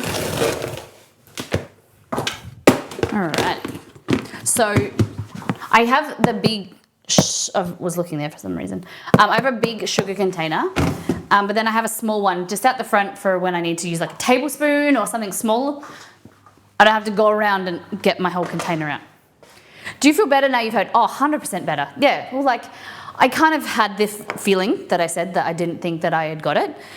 And I also, it was a little bit, when I realised, the role, I was really excited for this opportunity to be creative and do content and things like that. However, it's a very senior role for something that I've never done before. And I said to Exceed, I was hoping that they would say, it's kind of similar, that they would say like they got someone more senior and then they either created a new role or a new role is, possibly down the track that is, you can learn from the ground up type thing. And that's what's possibly maybe happen. So, keep it was something that I wasn't expecting either. This opportunity came up for me to interview for something that I never thought like marketing was something that I could do. So we'll see. I'm also looking at either marketing or project managing. I don't know, something new and interesting, but then I can do still, like, I want to do something new, but then will also reinvigorate my passion for streaming and content and things like that here. Do you know what I mean? That maybe do something that isn't creative so that I can put all my creative juices back in here, stream stuff.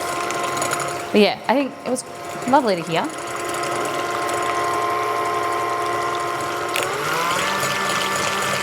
right. So give it a mix, give it a mix, give it a mix. And even if that roll doesn't eventuate, there'll be something else. Or I might do other courses or something. I don't know. I just want to have some time to do something new. Or like new skills. I like learning. And I just want to work for someone else for a bit.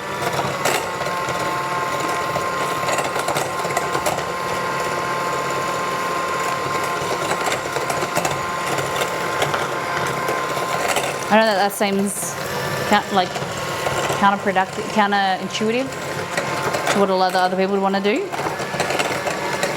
Okay, so mixing egg whites. I made them frothy before I added the sugar, and now we're just whipping. And they're going to start to incorporate air, and then we're going to fold through some Biscoff. Okay.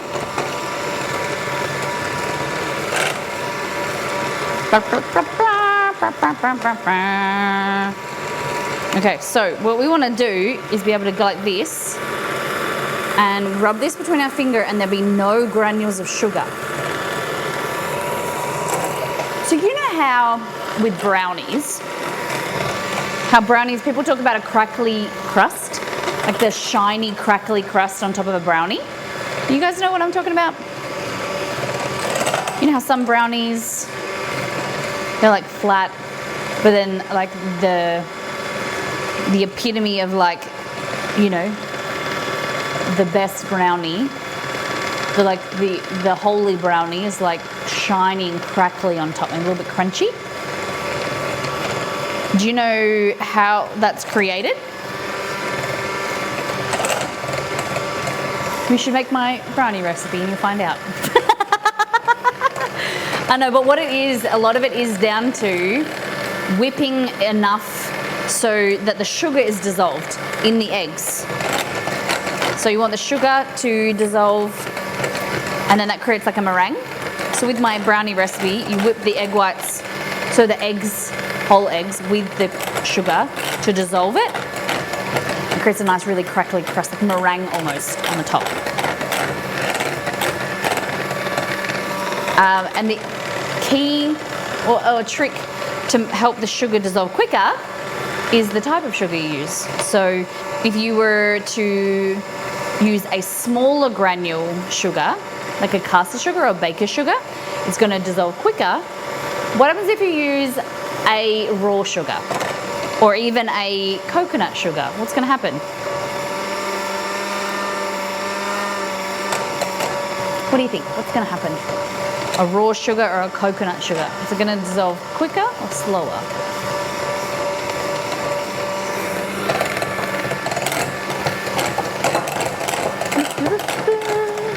Slower, yes. Crunchy exterior. And so in the way of like making a meringue, if you've got granules of sugar that aren't dissolved, that sugar is hygroscopic. So what's going to happen is it absorbs the moisture from the atmosphere, and then it will actually go weepy. It'll draw the moisture in, and the meringue will go soft and gooey. And if there's like whole pieces of sugar that haven't dissolved, it will start to attract, and like down the edge of your meringue, it'll go weepy, like it's crying. It's going to have tears of sadness. Oh, I forgot to add some corn flour to this. It's dissolving really slowly today.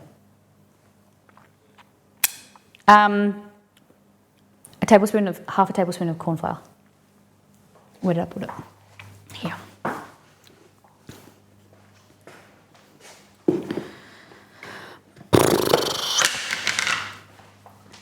Bum, bum, bum, bum.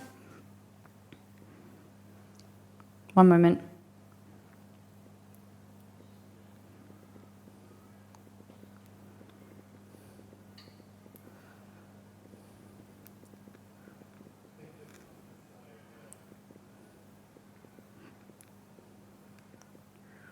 One moment. 82.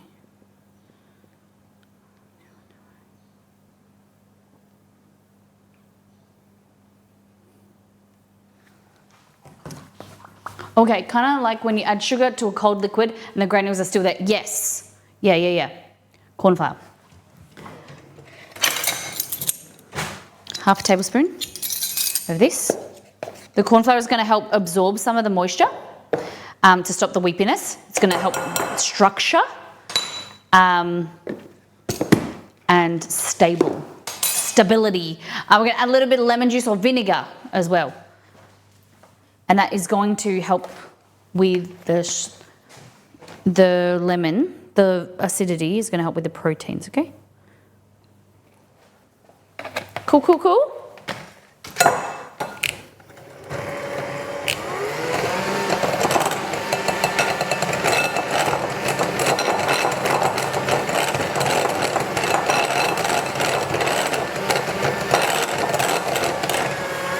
Heading to work. See you, Hellsbells. Have a fantastic day.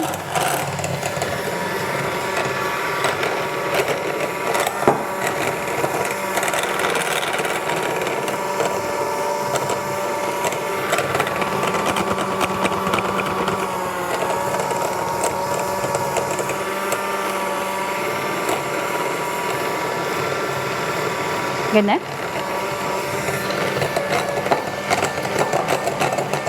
It's going very shiny, glossy. But you can still see, maybe, depending on the lighting, pick it up like this. But there is still some really small granules of sugar in there. So to rectify this in the first place, I should have used a smaller granule sugar.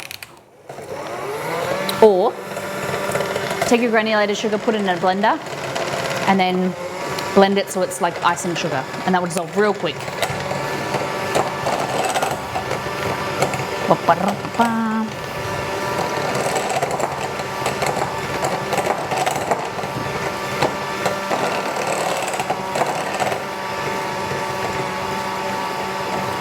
Just whip it. Whip it good.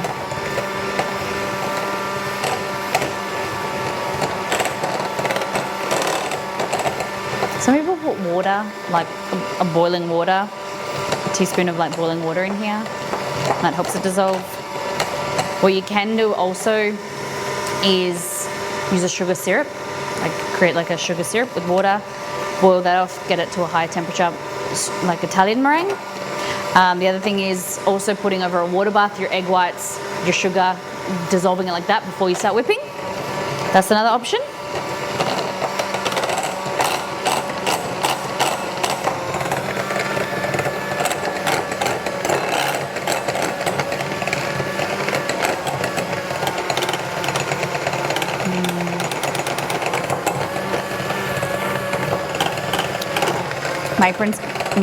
My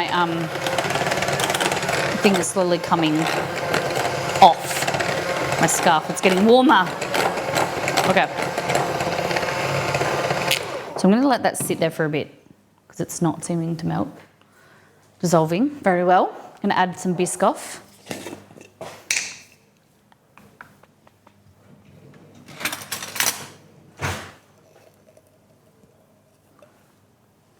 It's not a lot in there. Okay. Boop. I could have just fucked up. I may have just fucked up. Does anyone know why?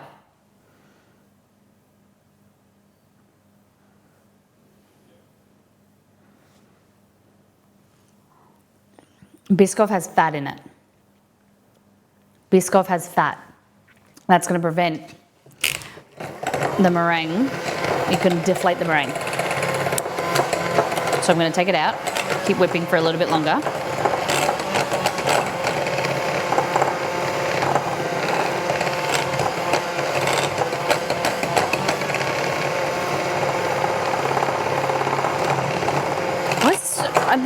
It's never been this grainy before.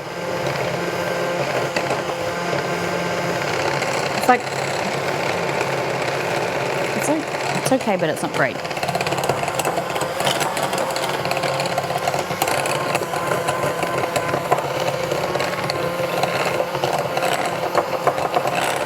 Let me just Google something. No, that's true. Some Biscoff uses oils. I think could be wrong. But fat oil, oil is fat. So I just took it out and we'll mix it through later. How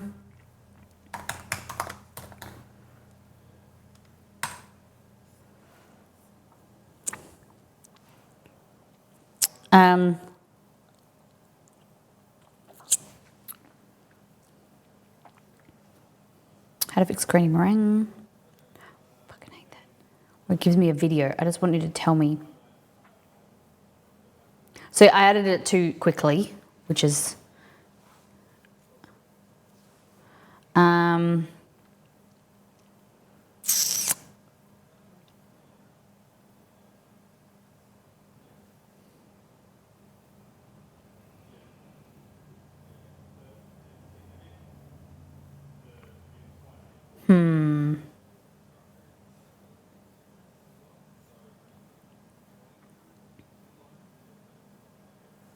let me have a look.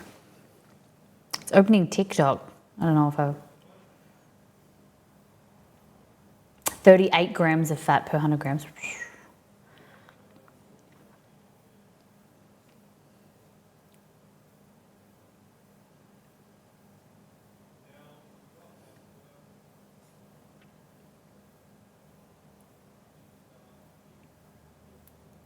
Okay.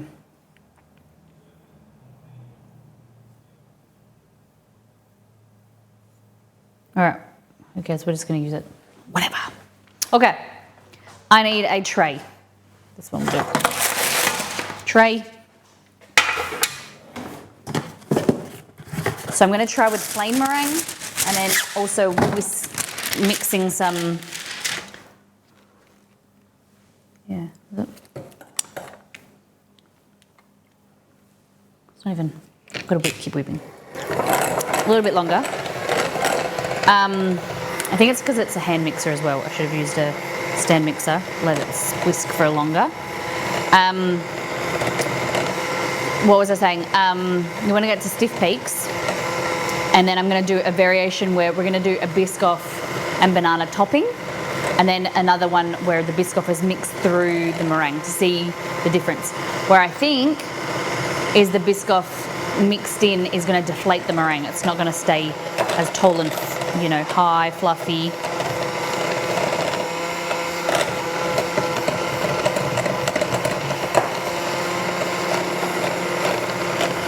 See it? It's all flipping over. It means it needs more whipping.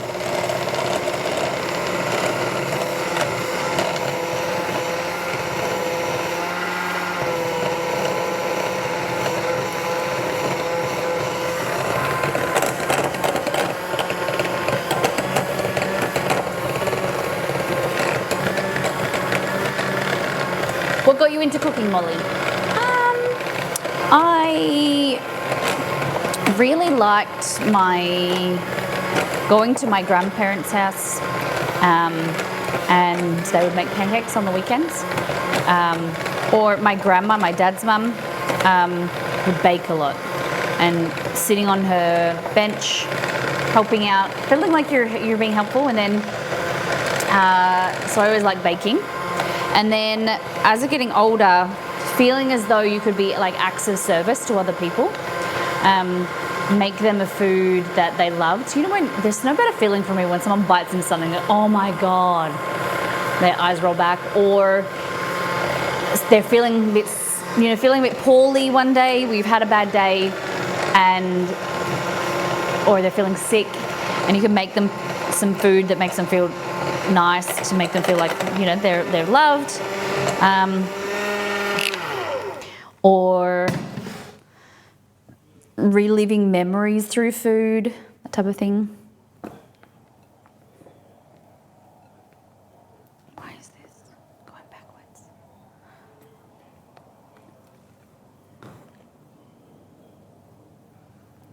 I don't know what's going on. That's why I hate Pavlova. It's like going backwards. I don't know. Yeah, I think it needs to be just whipped for longer. It's really yummy. I would rather eat meringue like this without cooking it.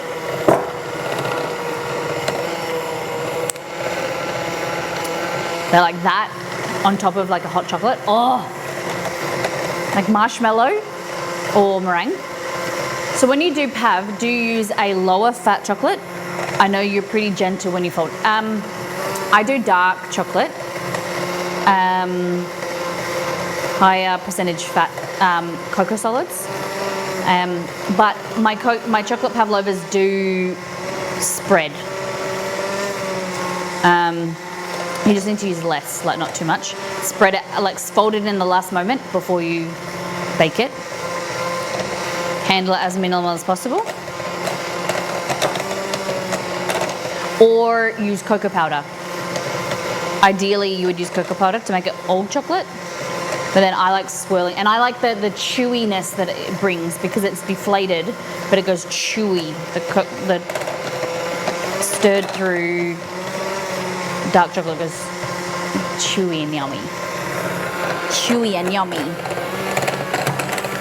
Come on, it's the little hand mixer that could. I think I can, I think I can, I think I can.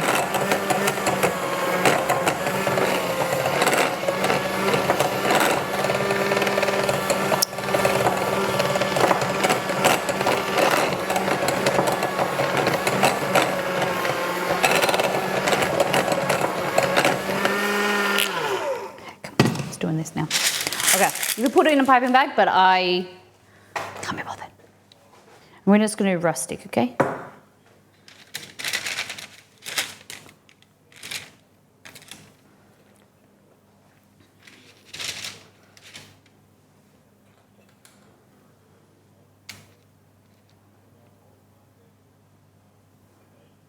Like that. Okay. Gonna melt these. To save you from your own way. Watch it now, how he comes. Like a gentleman.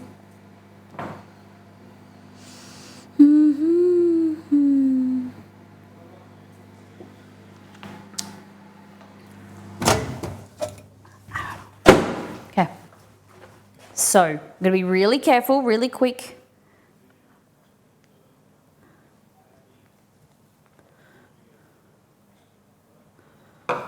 Okay.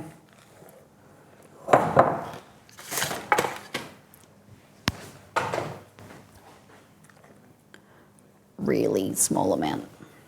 Probably a little bit more. Were you?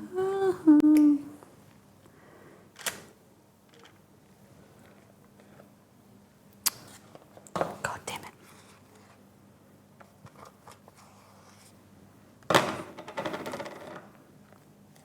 And then we're going to do like a Biscoff whipped cream with banana on top, I'm thinking.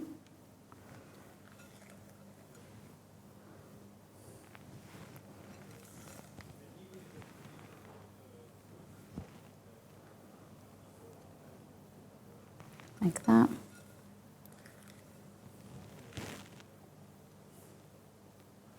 That, beautiful. I'm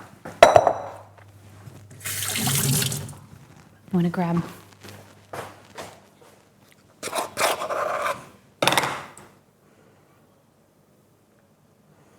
a little bit of Biscoff there just to swirl through. Look at their shape, pretty good. Just to see how they bake up. Look at that. Cuties. You could, if you wanted to, kind of like smooth them. Like that. But I like the rustic shape, you know?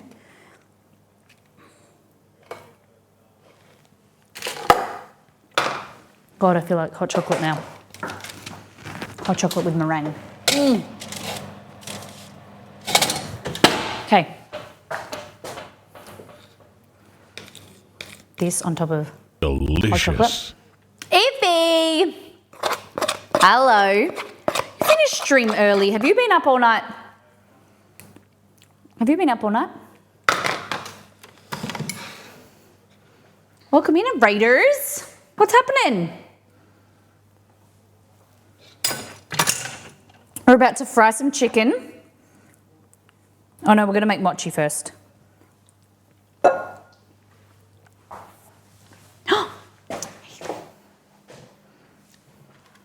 Ify, you know, you should eat the food that Stace cooks, not the food that you cook. You got the flu? What's happening? Come to Mama Molly. Can I fix you with a little tipple? He said hi and ran. All right, all good. Hope he's feeling better. That sucks. Being sick sucks. Okay, but you know what it doesn't? Mochi. Mochi doesn't suck. So the things you'll need are a silicone mat. We're making mochi, guys. Cold or flu, damn. Stay away from the kids and Stace. She can't afford to get it. She's a busy mum. Okay, so we've got matcha, normal mochi, and we're gonna cover it. No, cover this. Cover this, cover this, cover this. Look at this. Look at these. So, Biscoff, like a chocolate hazelnut, kind of like a Nutella, mango and cream, strawberries and cream, and coffee. Yeah, this has coffee in it too. Yum. It's gonna be so good. So what will happen is you're gonna, it's like a no-chone ice cream.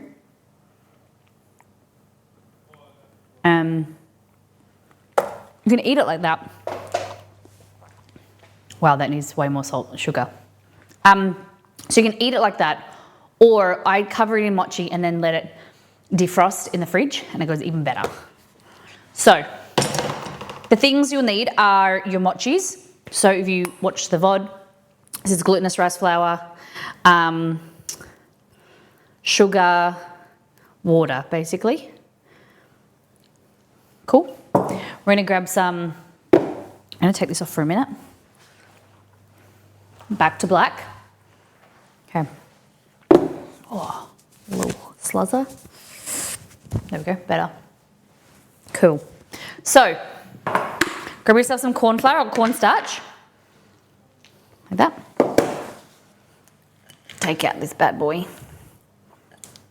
Like that. You can even get, if you want, a bench scraper. Like that. Easy. And what we're going to do is we're going to kind of knead this for a bit. We're going to, whoop, hey camera. Knead it for a bit.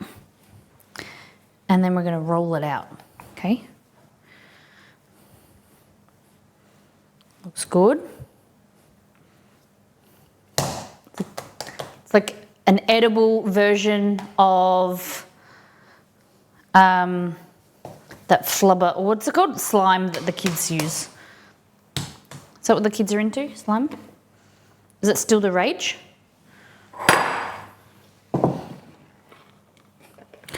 And then this is a green version for matcha. This is the healthy one because it's green, right? Is this frozen?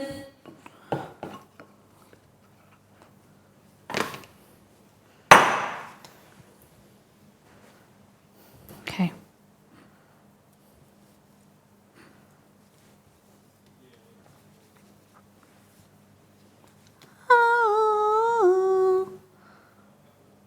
Okay.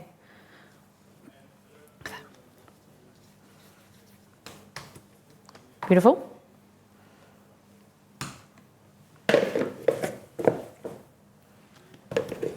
I think slime is making a comeback. Ooh, really? Okay. I'm gonna grab my big rolling pin.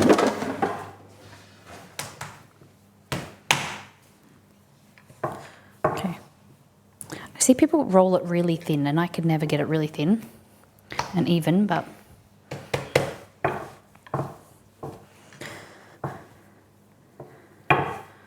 okay. I wonder if you put it in a and press.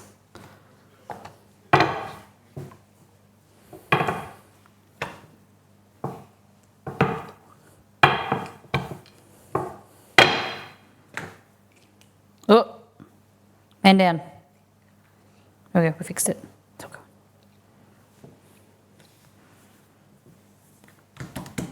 You don't want it to stick, use the corn flour? I did! Good! Oh my goodness! Good paying attention, Helix. So, the polish lasted a week. And then my nails grow really quickly. So it's starting to look not very good. In my opinion, it didn't look very good. So then I removed it. And then on Friday's stream, I painted it a different color. And that didn't look very good. So then I buffed and removed everything. I want to be a nail polish girly. But my nails just grow really quickly, but then I can't do it myself. So it's either I go to someone and get it done every week, or I just put up with having no nail polish. You know what I mean? Okay, so I'm just washing my hands.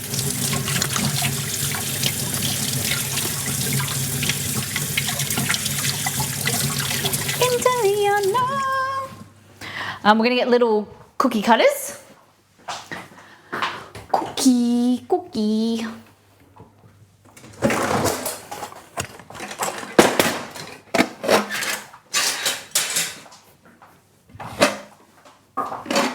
We'll see. I'm not sure what size I want yet. Top coat can help. Yeah, but it's like, so within a week, let me show you how I look at my fingers. So within a week, they were like there. Like that's where it had grown to, like there. And it looked like, for some, I compared it to my personal trainer, or like my trainer at the gym, and she was like, mine was the same length as hers, like growth, and she'd had hers for 2 weeks. So, yeah, it was weird. Okay, so what we've done, just got a little piece like this. I don't know, it might be too small, but we're gonna try. Bloody camera. Okay, so we've got, oh, this is defrosting really quickly. Okay. I think this might be too thin. This is a mango. Too thin. Too thin alert, too thin. Will still be yummy, but it's still too thin. Damn it. Okay. We're gonna go bigger.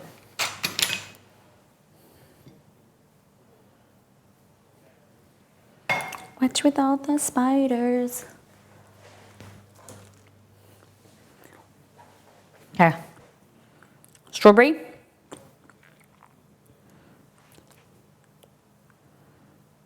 Like that. Okay, good.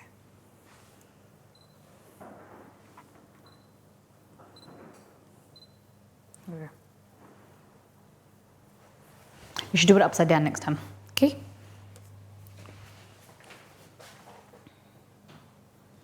All right. So we're going to go upside down this time. This is a coffee chocolate one. They're melting really quickly. What the heck? Focus, man. All right.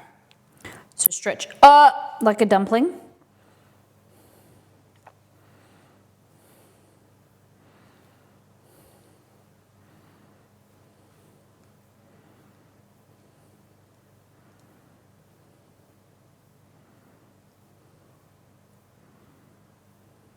Oh, beautiful.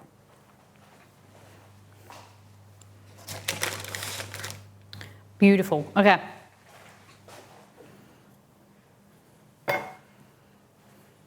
Lactase. Oh, sorry, I missed something. My nails don't grow. I don't know what's going on with my body. Stace, but you can grow a child. I can grow hair. I can grow, but I having issues growing a child. So I don't know what's going on with my body. Let's swap. You've had yours.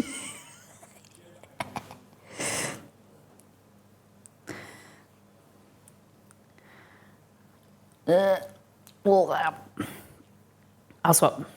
Sounds good.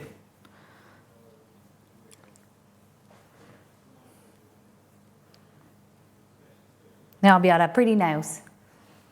Okay. Okay. Beautiful.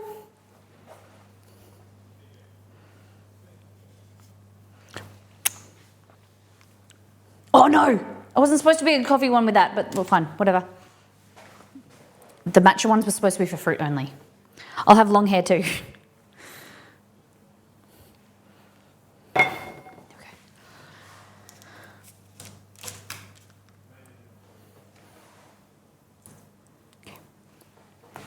This is tricky. At the end of the day, doesn't need to look pretty, okay? People spend like a long time learning how to do this nicely. And if mine looks like that, doesn't look perfect, I don't care. It's gonna be yummy.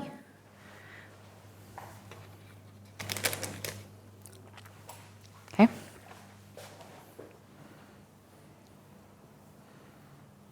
This is on its own. Yummy. Yummy.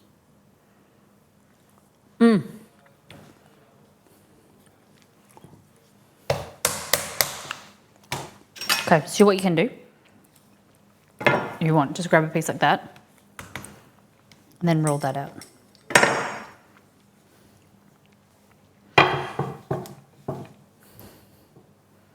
Mochi skin. I've never really heard that term. Makes sense. Like that.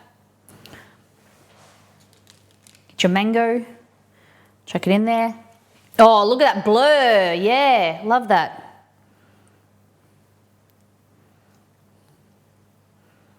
Yeah, sorry. So you got a blowout, but that's okay. Just pinch it like that. Beautiful.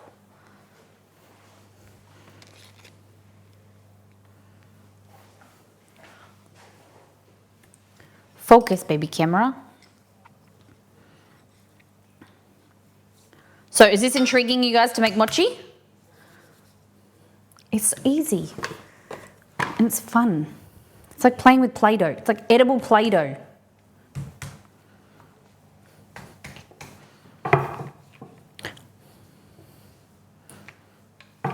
Maybe I'm not kneading it enough. Maybe I could knead it more to make it like more pliable, like gluten.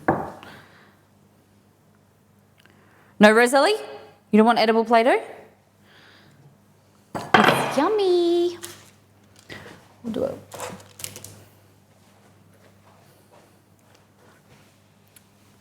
All Play-Doh is edible. Kat always says, everything's edible at least once.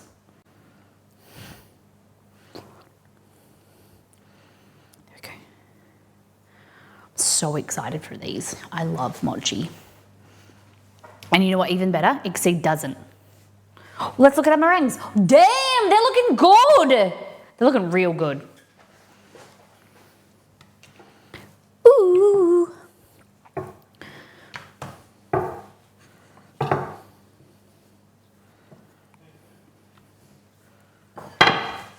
Kiss in the back seat. Okay, like that. This is easier, just go with one at a time, I think.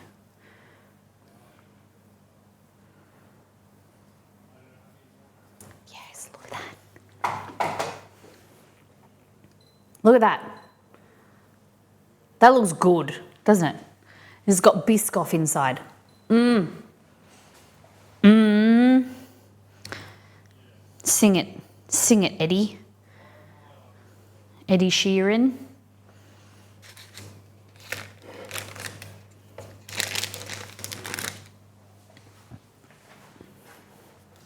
Coconut mochi. Never had coconut mochi before. Sounds good. So I just take a chunk off like that and then just roll it.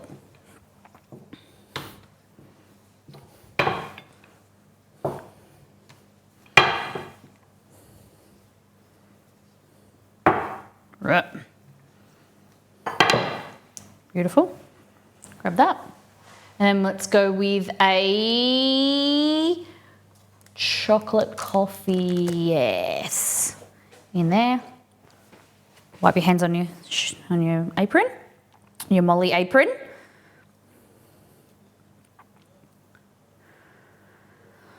No, the mango's frozen, so you can do it anytime too.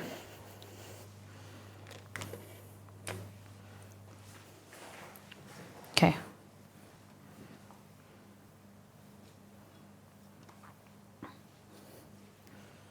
We'll do 4 more.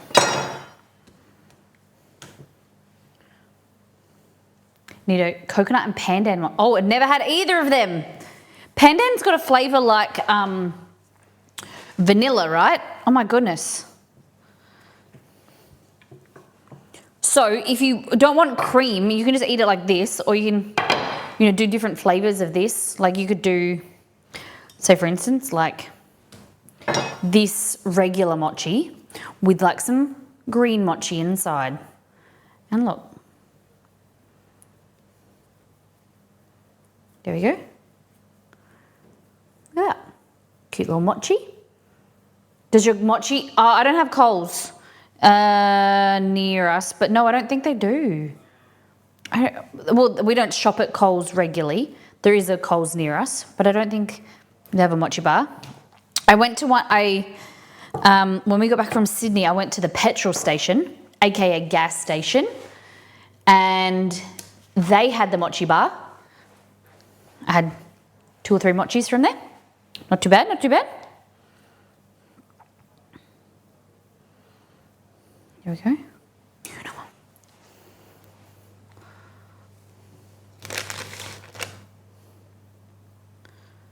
Shit, I did the wrong thing. I put them on the... Oh, I'm going to regret this. I put them on the tray, but with nothing underneath them.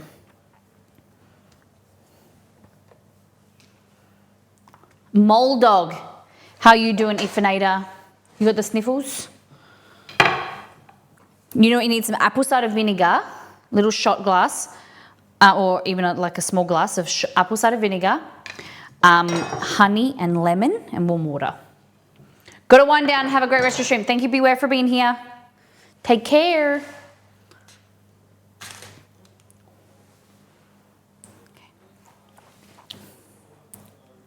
All right, I think this is going to be my second last one. Okay. What I'm going to do is just dust the shit out of these and try and get them to sit up. There we go.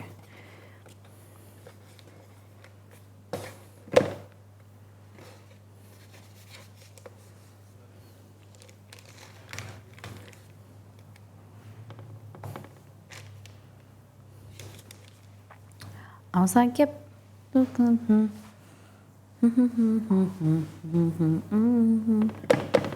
of corn flour there. These start coming and they don't start coming back.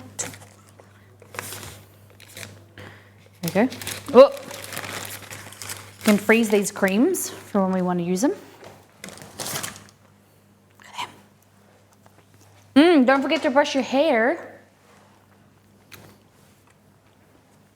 Take care, brush your hair. Be good to yourself. And those around you. Look at this little mochi I just bit into. It's a plain mochi. Looks like a little love heart. Or a butt.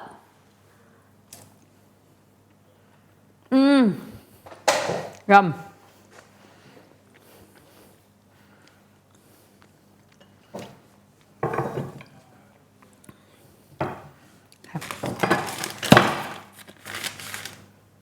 Chocolate.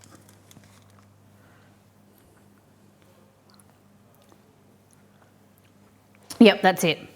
Take care, brush your hair, and don't be a dig bag. That's what I try and be. Not be.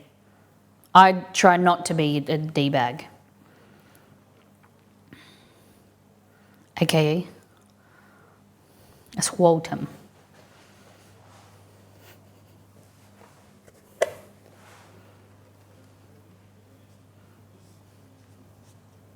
Don't be a squaltum.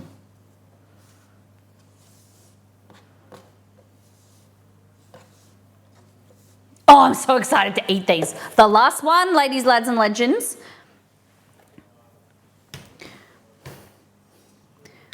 Okay. And then I'm even more excited for fried chicken. Crispy chicken.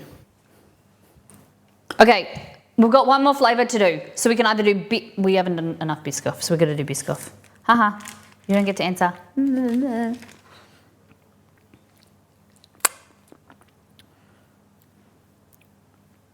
Okay. Done. Done like a disco. And then these, just you eat them. Wash your hands. Glutinous rice flour is a little bit of an annoying brioche to get off your fingers. So you can use your scrub daddy, your dish daddy. I watched a documentary, kind of like a CEO marketing thing about scrub daddy the other day, like how it came to be. Dude used to work for 3M.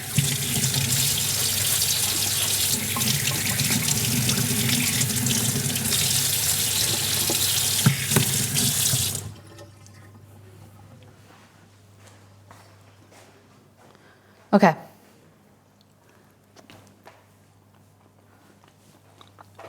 Other thing that you can do is get offcuts like this. And then just like put that on top like that. And then just put it on top, load it like this. And like this.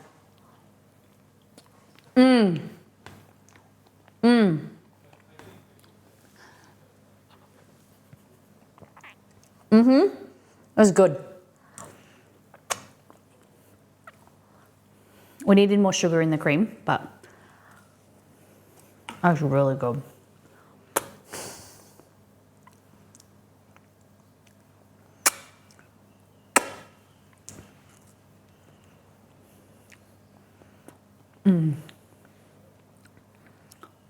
Yeah, the cream needs more sugar in it, but... Well, we've got 2, 4, 6, 8, 10, 12, 13 mochis that could have been sweeter, but I think we'll be okay. What am I eating? I'm eating mochi cream, the filling that's going to be inside the mochi with a bit of the mochi. There we go. See, look. Wrap that in that. Oh my God. The Biscoff one is amazing. God damn, that is good. And that is plenty sweet. Woo! The mango and the cream, I don't know if it's going to be sweet enough.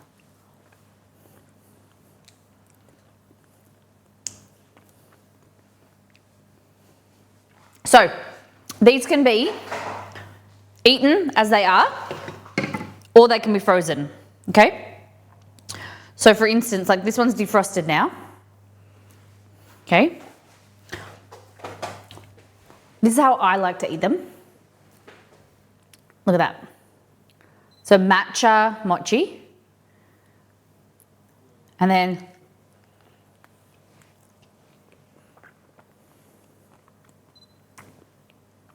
look at that. Or you could freeze it and they go firmer. But it's like whipped cream. Cool?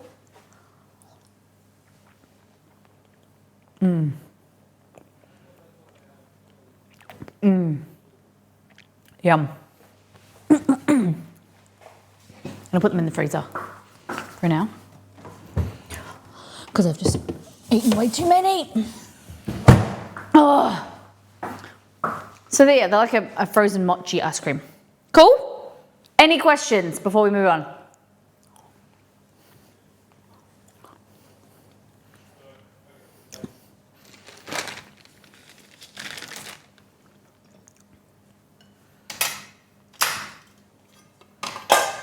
Oh.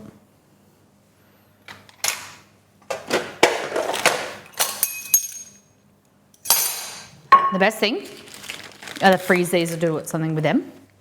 Just chuck them in the freezer. Is believe.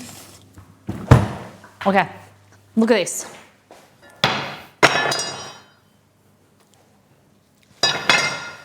Oh, clean bench. Can I put just fruit in them, or is the whipping cream necessary? You can put the fruit in. It just makes it harder to roll. But I would just put like a little bit of cream if you don't want all the cream.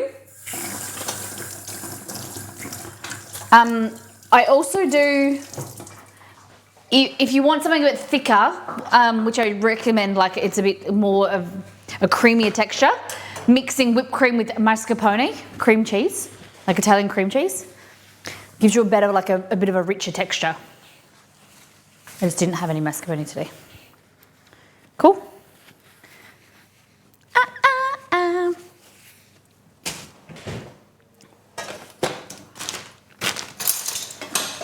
Excited about the mango one. Yeah. Okay. So pavlovas are looking good. Got a bit gooey. I'm gonna turn the oven down now. So let's get into some chicken. Okay. Oh, look. It's a whipped cream bowl. All right.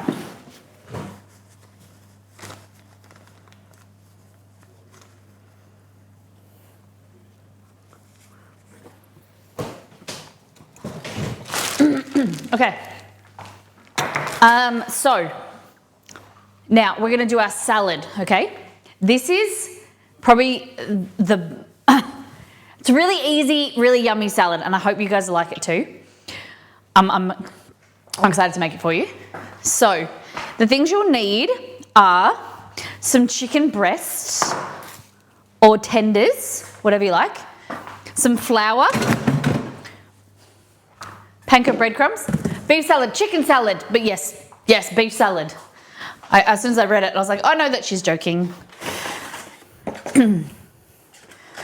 Okay, Nito's beef salad. So you can use the cutlets from my website, which I do recommend.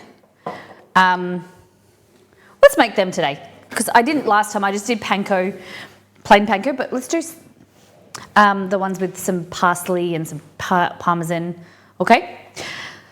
So we need 3 bowls.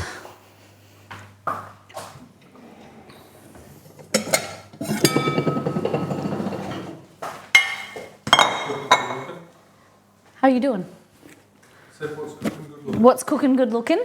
Panko Schnitzel salad, crispy chicken salad. You want some mochi? Nope. He does not like mochi. I came over here, Exceed, to get parmesan. Parmigiano. Okay, say the full name. Reggiano. Yes, Parmigiano Reggiano, Parmigiano Reggiano. Everyone says hi. Hello, everyone. Just coming to get some parsley. That's not what I wanted. That's what I wanted. There you go. Okay. So, panko breadcrumbs in here. We're going to grate some parmesan and some parsley in there. Here, we're going to do flour. This song is cold. Wait a Minute by Willow. Okay, flour, just regular plain flour. Hey Chewy, you've had a pig's ear today. Already. So don't be coming around here asking me for food. Okay.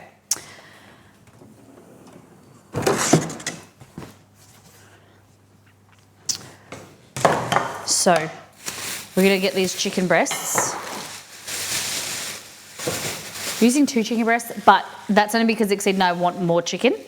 I would recommend for 2 people, 1 chicken breast.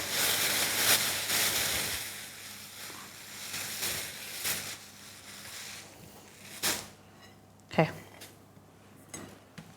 Into here, crack 2 eggs. Like that.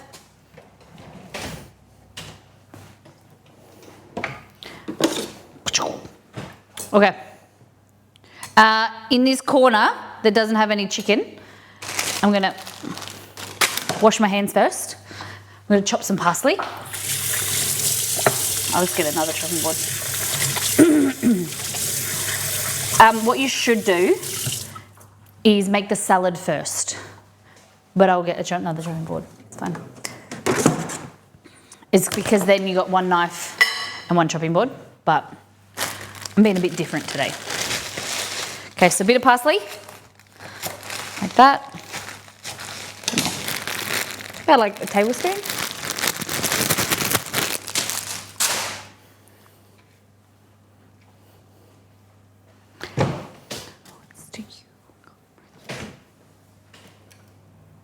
Okay, like this, bundle this up.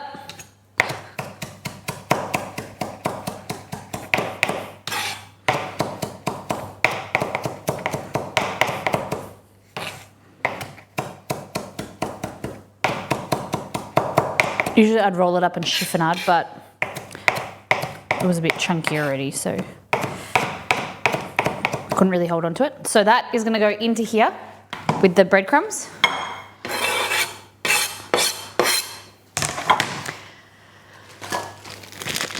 Not to be so intrusive, but are you y'all's grocery stores like? I know it sounds odd, but I'm curious again. Different, same but different. We have a lot of self-checkouts. So you go through, like you walk into the grocery store, you walk into the fresh section, and then around the outside, it's very similar, but things aren't as big. The grocery stores aren't as big as North America. I don't know if this is necessary. I don't know, we're mixing flavours now. I don't think this is necessary. The Parmesan and the parsley. I'm getting rid of it. We're just going to do regular panko breadcrumbs and no cheese. Yeah, I don't think the flavours aren't going to go because I'm going Asian sauce. So parsley and Parmesan aren't going to go. Make an executive decision to give you less work. But you should try my panko, my Parmesan cutlets, Italian cutlets on the website because they're good. But here, salt, also some salt here, pepper, because this is going to come in contact with the chicken directly. And you want to layer your flavours.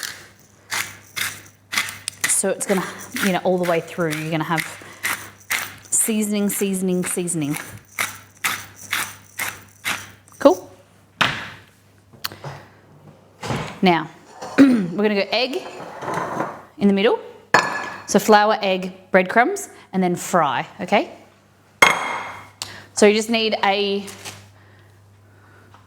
fry pan like this. We're going to heat this up. And I'm going to add some oil. So you could use gochagaru.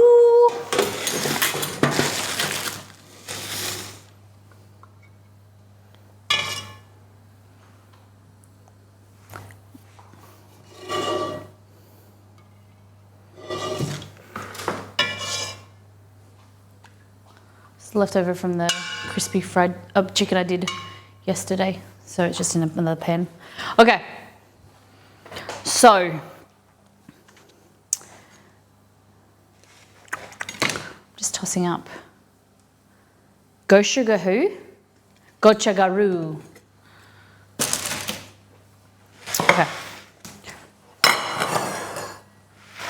here.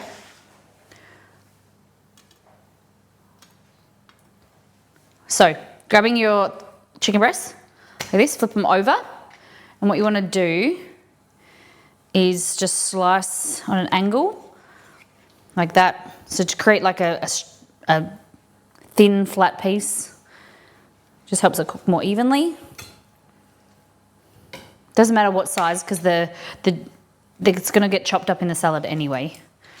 So you just want to cut it into 2 to 3 pieces crosswise like that. And then from there we go into the flour, the seasoned flour mix, flour, salt and pepper. And then we've got our egg, our whisked egg.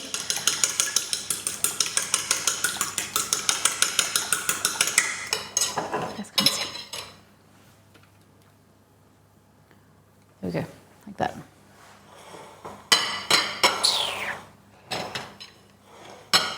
There we go. So grab your piece of chicken like this, flour, egg wash, and then breadcrumbs like that. Cool, and then once the oil's hot enough, we'll get it into the frying oil. But the recipe is based to be simple, to be tasty, crispy, crunchy, and you can use like a salad mix if you want from the grocery store. So it's going to be crispy chicken with some kale spinach slaw, coleslaw with cabbage, carrot, spring onion or scallion, and then we're going to create a really nice bunch of like 2 different sauces to go on top. Okay, like that. So that's what I said. So this one chicken breast is making 1 to 4 pieces, but then we're going to chop it up. So it's going to feed more than 2 people, if you want, 2 people and leftovers. But I made this recipe twice last week, 2 or 3 times last week. It is just so good. And you could do this in the air fryer if you wanted to, or bake them if you don't want to fry them.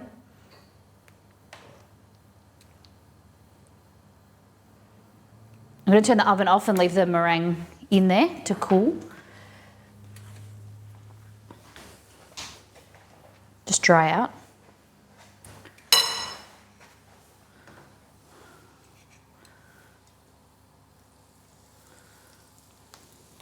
Cool.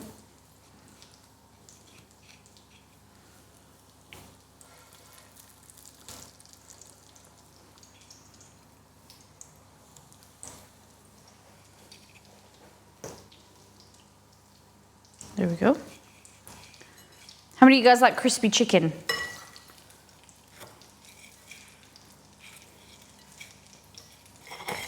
Oh.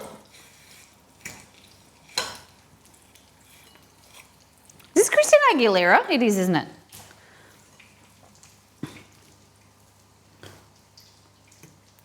So we don't want to add too many things to the pan at once, so we'd like 3 larger pieces or 4 smaller ones. We don't want to overcrowd the pan. It is Christina Aguilera. Nice. I love it. I offer ordered chicken tenders off the kids' boring menu. Are you often? Yeah?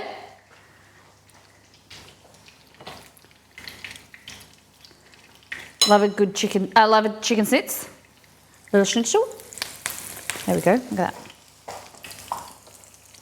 So my other way of doing this is the schnitzel. It's not schnitzel.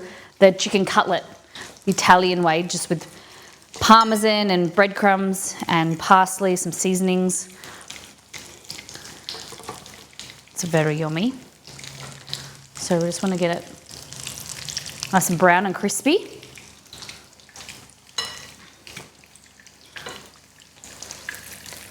So that's 1 chicken breast, okay, cut into 4 pieces. 1 chicken breast in 4 pieces. So doing what you want to, flip it over like this, use your knife on the angle, cut into little tender. I've got Chester standing at my feet here. Okay, so with your knife on an angle like that, cutting across, and then go again. There we go. So the thinner it is, the quicker it will cook, and it will cook more evenly too. Started raining, oh my goodness. We had some rain, we had some rain over the weekend, or some drizzle, but the dogs do not like the cold grass. So we usually, most mornings in the afternoons, we take them outside just for a run around the backyard, just like to play with them, but they don't like winter.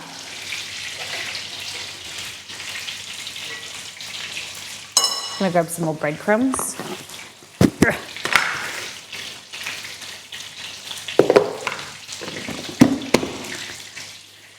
I have one dog that won't poop on cold frosty grass. Well, we have a similar issue where one of our dogs, in winter, sometimes has a few accidents or goes and pees in the kitchen in here rather than going outside at night time. Still haven't found out which one it is, but they either pee the furthest away from the bedroom because that's where we sleep, so they pee either here or in the scullery. It's very annoying, but it's only very, very rare. Happens like, 2 or 3 times a year. So it happened last week. No idea who did it, when they did it.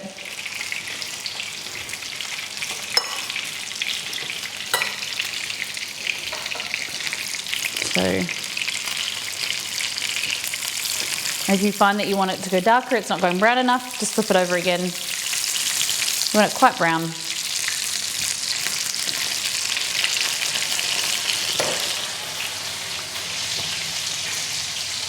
It's been raining here. I love rain sounds. That's so interesting. You guys are meant to be going into summer. It's meant to be raining for us. I did see, is it Utah that it was snowing?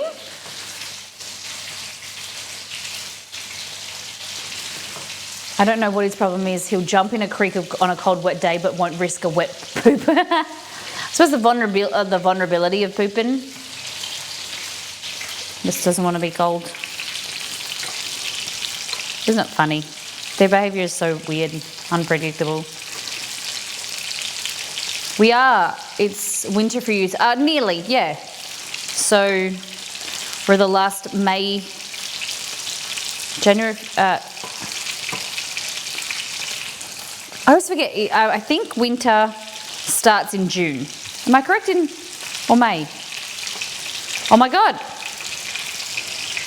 I think it's June, July, August, September, October. Yeah. Starts in June. June, July, August is winter.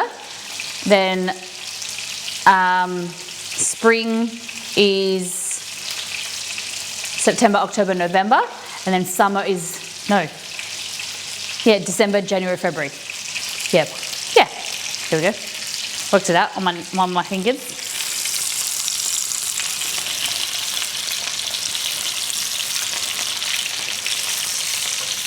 There we go. But hopefully, it was really dry winter last year for us.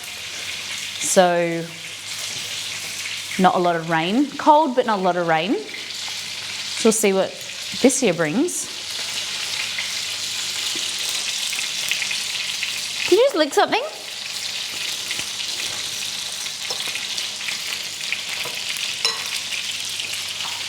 Yeah, never imagined Christmas in summer. For us, I would one day love to do a snowy Christmas, but it's all we've ever known. That's why if you see my Christmas recipe book, it's perfect for you guys to buy now because it has so many summer recipes in it.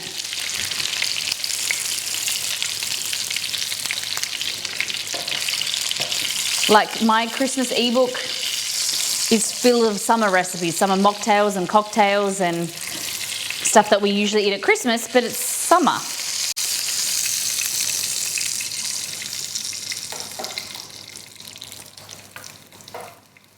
anyway. Or Taylor Swift has been playing a lot in our house the last few weeks.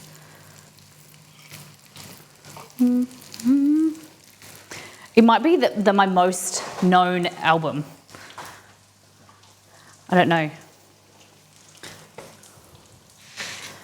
I thought initially it was like a bit too sad and everything. But I like it, I think. Oh, seriously?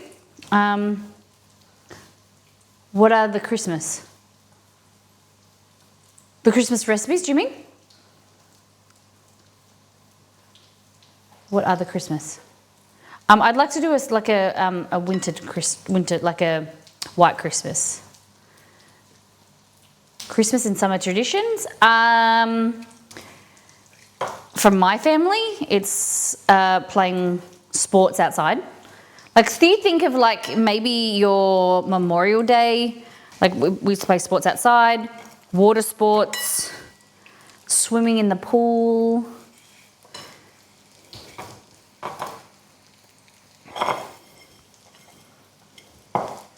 Went to Rarotonga in 22 for Christmas. Me and the missus, was awesome.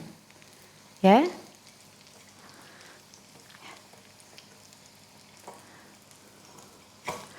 So, Jeebus, I thought you're in New Zealand, right? Already? I do love swimming. It's my favourite. Awesome.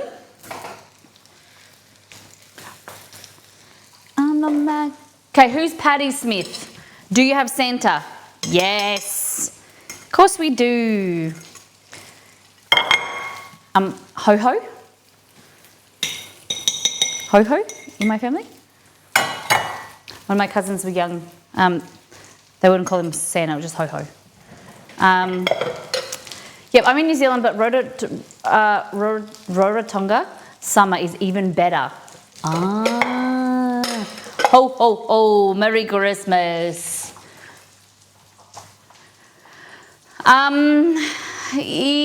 There is some, we still get a lot of like North American like pop culture references and snow and things like that. You have to wait till Christmas and see how I decorate.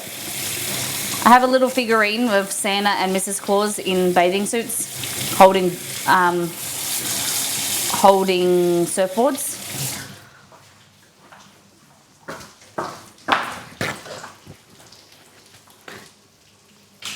Patricia Lee Thomas, is an American singer-songwriter, poet, painter.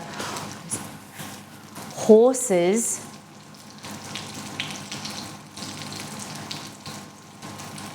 Horses. Can you play the song Horses?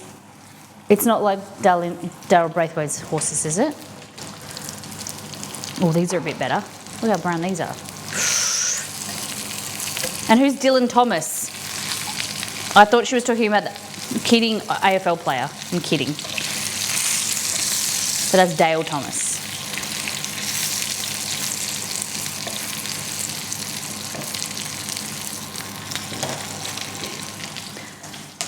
Famous poet. Okay. Look at you guys. Look at these.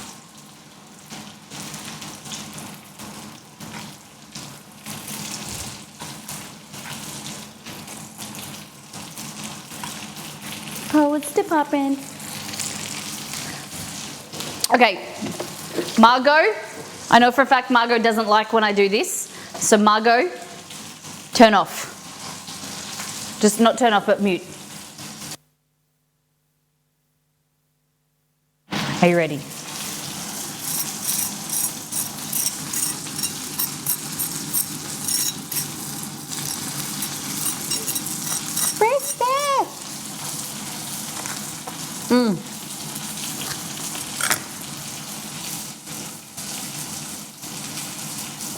Look at that. So bloody good. So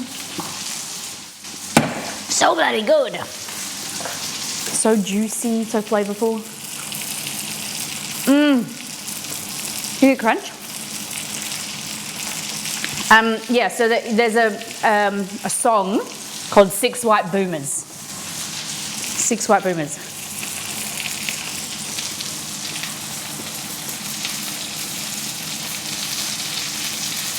That is exclamation mark goal. So if you like the content, enjoying what I'm doing on stream, you've learnt something, or just want to support me, and this is my full-time job, exclamation mark tip or exclamation mark goal. Your name goes towards our community goal. I'm trying to buy a lens, a camera lens, and so I can remember. Everyone who supports the goal gets their name up there.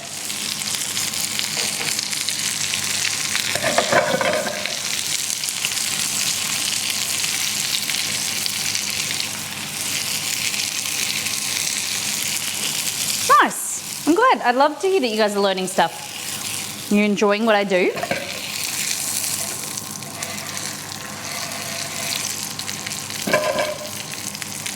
Okay. Now, taking the Pavlovas out. So look at the difference. Look at this. So these are the ones with fat, the Biscoff. See how they've separated, but they're cracked, but they'll still be chewy inside. Whereas these have kept their shape nicely. They're just the plain meringues, okay? I prefer the cracked ones. So we're gonna set them aside and cool. I need some salad ingredients. Okay.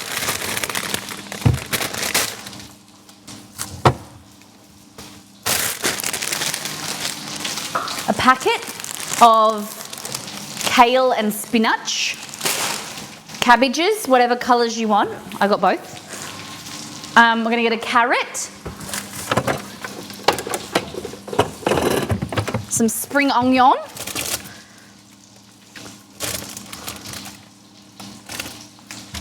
watermelon sugar, highs. Okay, so this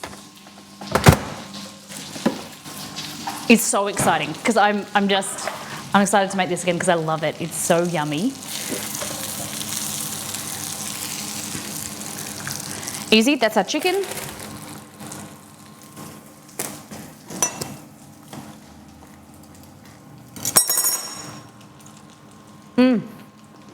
Okay.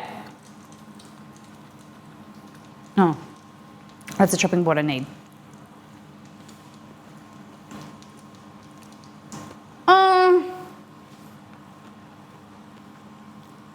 my God, I'm sick and I just found Stace's homemade tomato soup. Did she make it for you though? Don't steal the poor woman. I got hiccups. Oh. Oh. I hate hiccups. She made it the other day and it was so good. That's good. Was it from First Things First?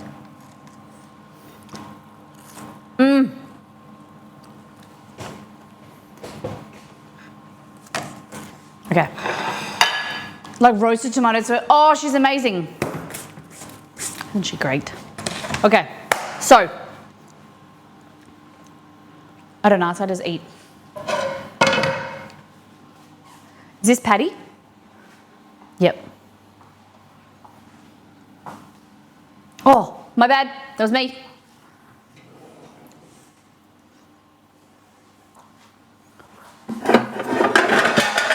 I'm so sorry. I'm so sorry.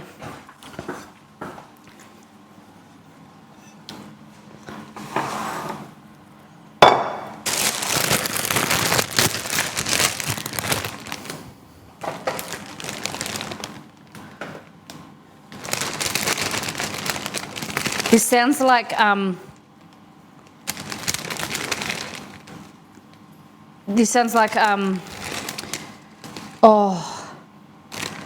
oh my God, who am I thinking of? This song, the tune. It's got the same, oh my God, Fleetwood Mac vibes to me.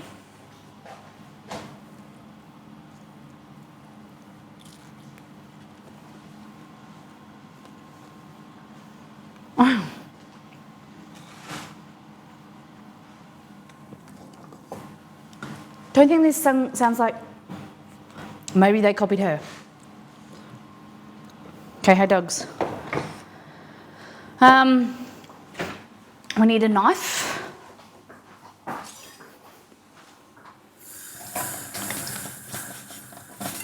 Oh, guess what? You know the new, my old stick cleaner? No, but the actual song, the backing song sounds like Fleetwood Mac.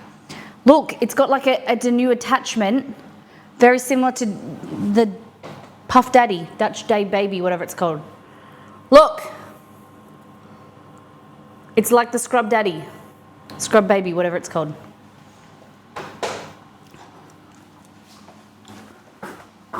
Mo. Tomorrow for lunch I'm going to make grilled corn with chicken drumstick. Is that right? Gonna make grilled corn. Oh, you mean the corn soup? We call them scrub. Oh no, so that's different. What I'm saying is this is the dish daddy. This is the dish daddy. And then this is very similar material of a different product. They've got a new head they've released. Chicken drumstick, we call it chicken drumstick, yeah. Chicken leg. We call it chicken leg. Okay, so this is our salad base, kale and spinach, okay? Super easy. Then for some colour, we're gonna add some purple cabbage, but you can do whatever cabbage you like. Just as keen on cabbage. Okay. Really thinly sliced. Even better if you do it with a mandolin.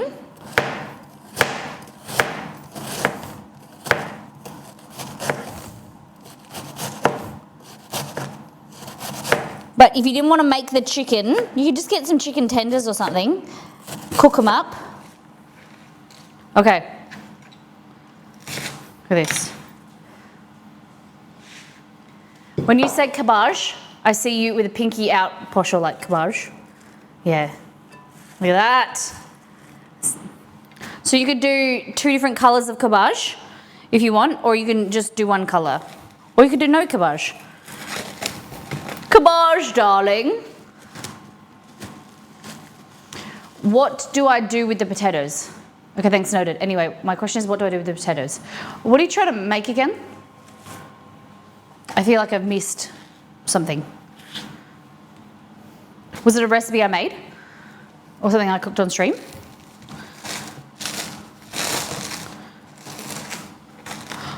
Look at this. This cabbage was $2.95. It's the world's smallest cabbage. It's so, look, that's my hand. What the heck? $2.95. Can you believe it?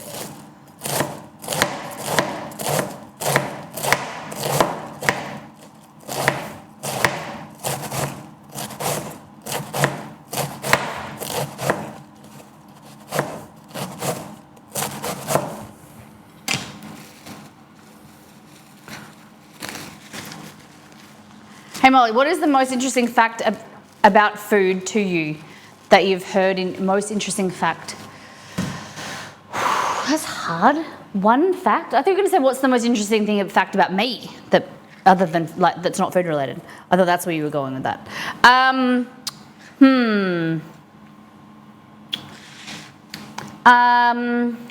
Most interesting thing about food is that a lot of it's not a single fact, but it's an interesting statement, more like it. A lot of the foods that you think come from a region never actually originated in that place. So like pizza and pasta both originated in China. They're not Italian. Yeah. Pasta came from noodles. But then like that type of thing, me saying that out loud gets me in the hot water because some people don't agree. And it gets heated. But like I don't actually like the word authentic, or I don't subscribe to that type of way of cooking, because food for hundreds of years has been interpreted and it's a fusion of different cultures, and like I love taking something that is like, you know, like, or you know, for instance, what I was saying before about different cuisines, like this piece of chicken could be katsu. You take it, if you were in Italy, it could be a cutlet. If you were in Germany, it could be a schnitzel. Like, it's very similar, just small little tweaks. You know, I'm using panko, so it could be a katsu. Whereas, you know, less spices, just breadcrumbs is schnitzel.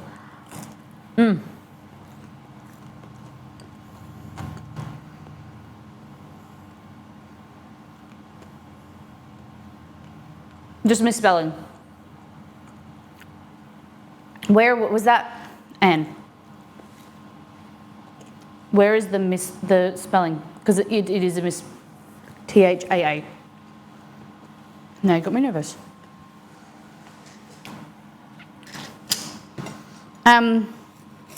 Yeah, I think that in the website channel, please. I think that people get really hung up about food being authentic or that being an Italian recipe or whatever, but you know, if you were to make Italian sausages, there'll be thousands of Italian families that would argue that that's the wrong recipe and you're making it the wrong way, because different regions. It's the same with like beans. If you went to Brazil and you made beans, depending on what area of Brazil you're living, the beans would be a different colour, let alone prepared in a different way. It's the same with Italy, Italian sausage. My uncle was from, his family from Calabria in the south. They would make a different Italian sausage than, you know, the Romans or Florence, different regions. They use the products and the ingredients that grow natively and, you know, seasonally there.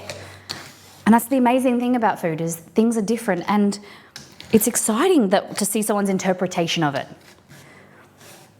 You know, I love people making my recipes, and then I love them making a few changes, you know, to make it their own, as long as they make it the way that I made it first. But yeah.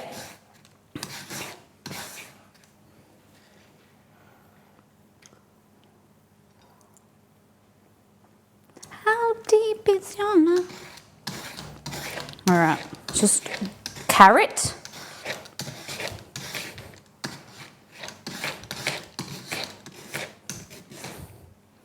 Oh my goodness, Remy, it's getting hot in here.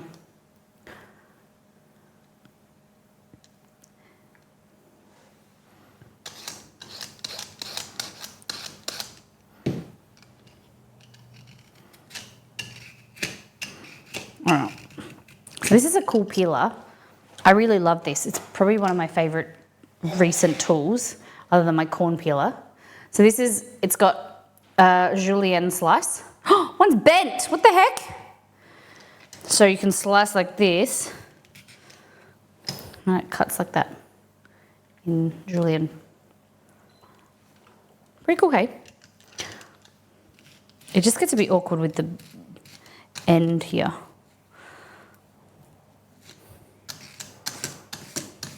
Anyway, so I just kind of cut this into thirds so they're not too long of chunks.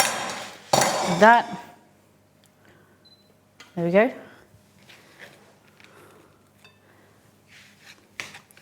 So we've got 1 carrot, half cup of cabbages, different cabbages, and then, you know, this could make 3 to 4 portions. I always do a bit too much. That. So much colour. Beautiful. Look how much colour there. And then want to get some spring onion or scallion. Also, back to what we were saying, it makes sense, right? If you're what closest in your region and the costs of importing for authenticity makes it impractical. Yeah, like people, I see people importing from, you know, like each their own, but like rather than using Australian tomatoes, they use Italian tomatoes. Or they import brands that are more expensive. It's just like, it's not that it's I don't know, sometimes I think like, is it better? Or is it because it's like a buzzword? It's like when my parents used to own a furniture company, we used to talk about Italian leather. And you know, you hear about Italian leather, you know, Italian leather's better, blah, blah, blah. But it's like, do you really think that there's that many cows in Italy? And to make this Italian leather, and what makes it better than any other leather?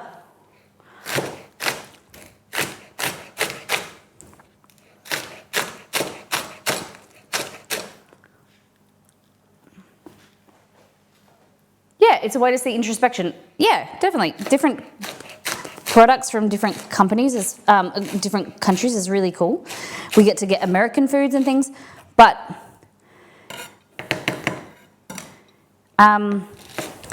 there's also a thing about, you know, there's another it's important to also shop and eat locally. Okay. Spring onion. Okay.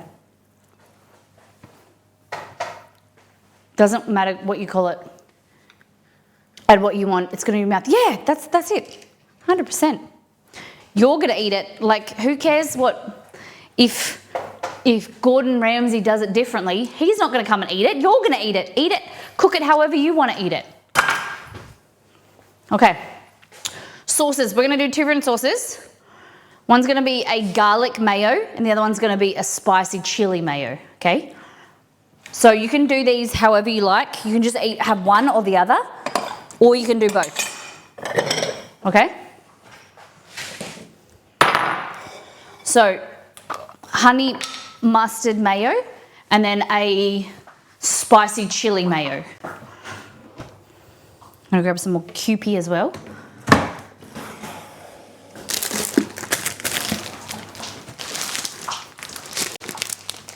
There's something we need to remember about the Kewpie. Does anyone remember? Does anyone remember something about the Kewpie that I said we've got to remember when using the new jar? Does anyone remember? Mustard? Kewpie is better than mayo, yeah. No, but it's something specific about Kewpie jar. See if anyone remembers. Okay, I don't, that's okay. Totally okay. All right, so with the chili, we're just using whatever hot sauce you want, sweet chili mayo, whatever. We use this. It makes it quite spicy, but use whatever you like. Okay? You only need a little bit of this. Goes a long way. No. So the other day, remember I told you I lost the lid to my Kewpie? And I said, well, remember when we finish this one, we're going to remember to transfer the lid to the new one.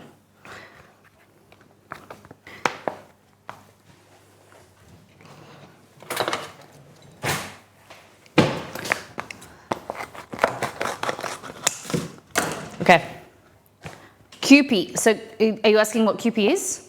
So Kewpie is Japanese mayo. It's a brand of Japanese mayo. It's the best. It's not the healthiest, but it is the best. Okay.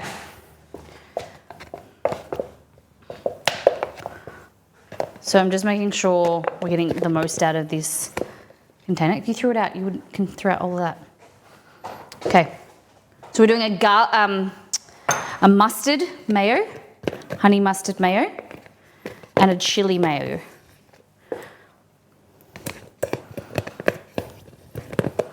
You could do one or the other or both. Cool? Yeah, it does.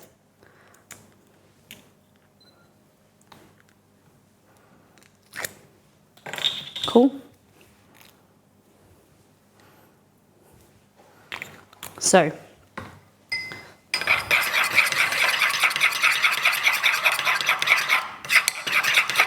spicy mayo, honey mustard mayo. You could use whatever mustard you like. We like whole grain in this house. Have a taste. Nice.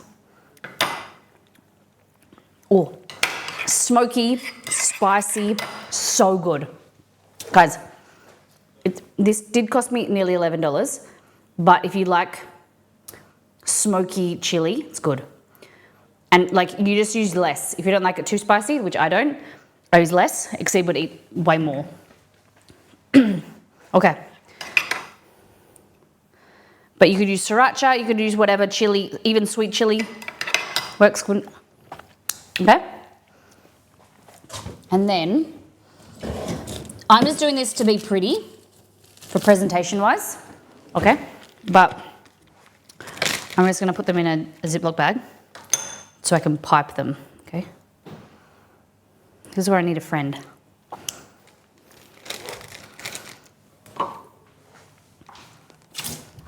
Is it stored in the fridge or the pantry? For the fridge. When it's open, I store it in the fridge. That.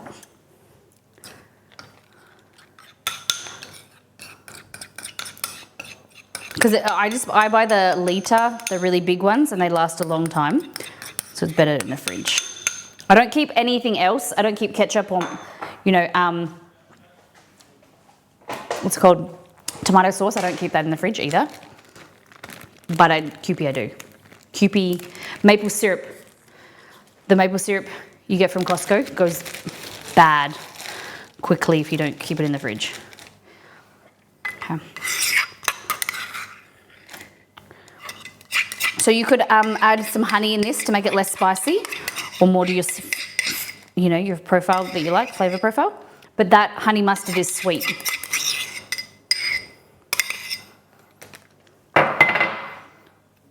So good. Fantastic.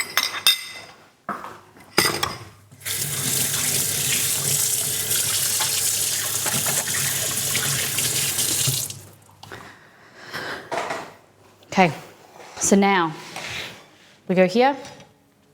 Stace told me a cool rule of thumb you had last night, something about if it grows in the ground, cold water. Yeah, so if something grows above the ground, like wheat, you put it in hot water, start boiling it in hot water to cook it.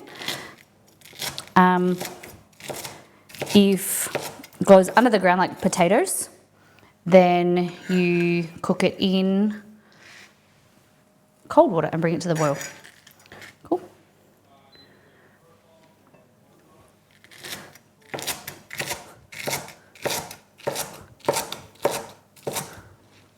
Like that.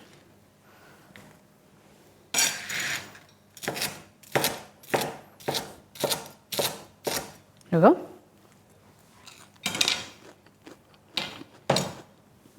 We'll do one more.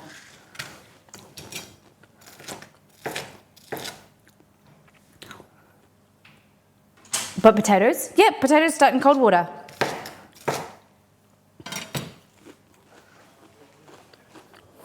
Cold water and bring them to the boil. All right, ready? This is why I told you I love this salad. A lot of colour.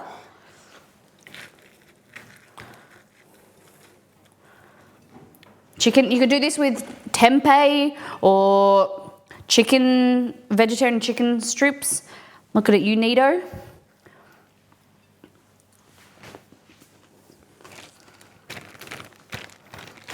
And then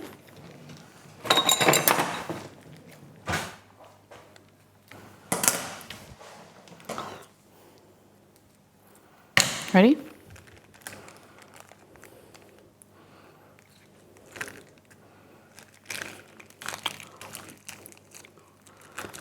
You could do this in layers as well. Like that. What do we have left to make, Molly? We're going to do the Pavlovas.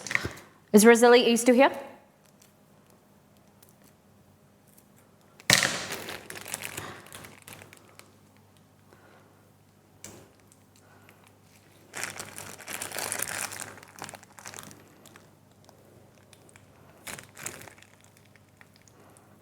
There we go.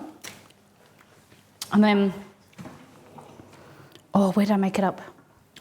I made this mix of different, oh man.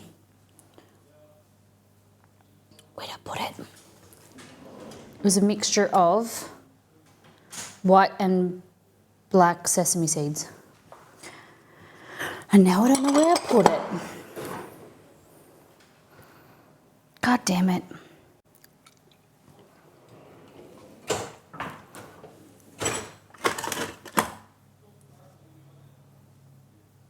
Oh, no.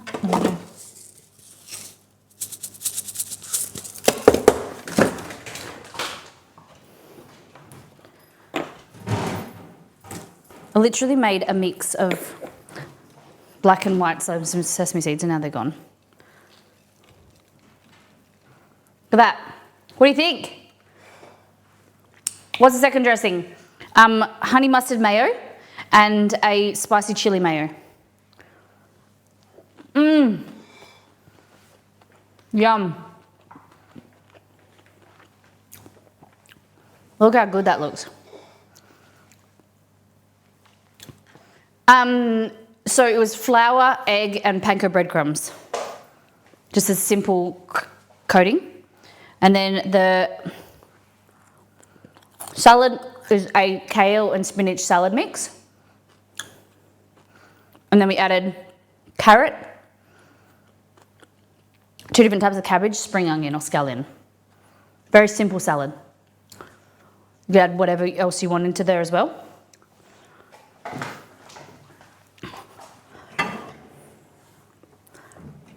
So this will be mine and Exceed's lunch. Oh, I pressed the wrong button. Okay.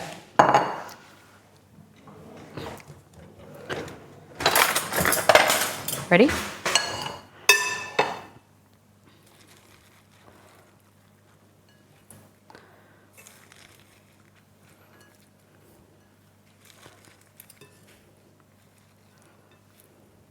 It's so good. This is why I told you I was making it multiple times last week. I just had this leftover crispy chicken. I was like, what can I do with this? Mmm.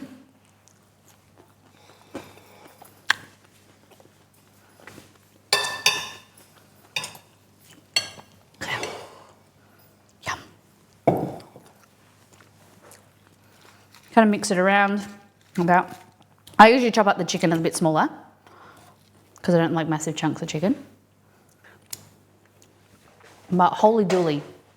It's a bit spicy, a bit sweet, crunchy. Mmm.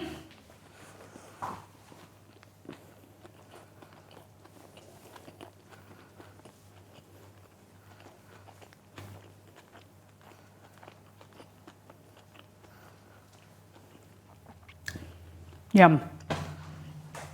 If you don't like, if you want a pre-made sauce that you don't really like chili or mustard, you know the Kewpie sesame sauce? That would be banging on here. This is like leveled up salad. Mmm. We could add different, totally different sauces if you want. You back? Beef salad looks good. I was saying that you could put, you don't have to do beef. You could do tempeh or vegetarian chicken strips. Doesn't it look good? So many different colours and flavours and crunchiness. Halloumi. Oh, yeah.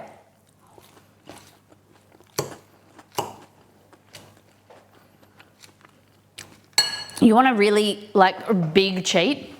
Get chicken tenders from the frozen section. Get a salad pack, like a kale salad pack or something. Mix it together and just make a sauce.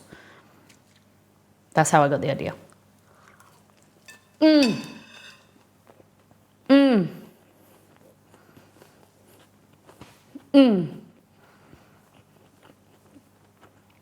Fuck, it's good. All right, let's finish off these Pavlovas. Roseli's Redemption.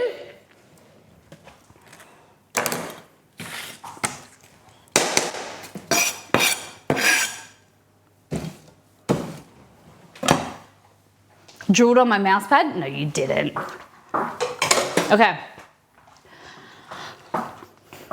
So now they're cooled. I'm so excited. Okay, I need some more cream. Sugar, we're going down swinging. And then we need cream, and then we need Biscoff. I'm gonna put the whole jar of Biscoff in the microwave. You're gonna make sure there's no metal on the rim. Take off all the little metal bit.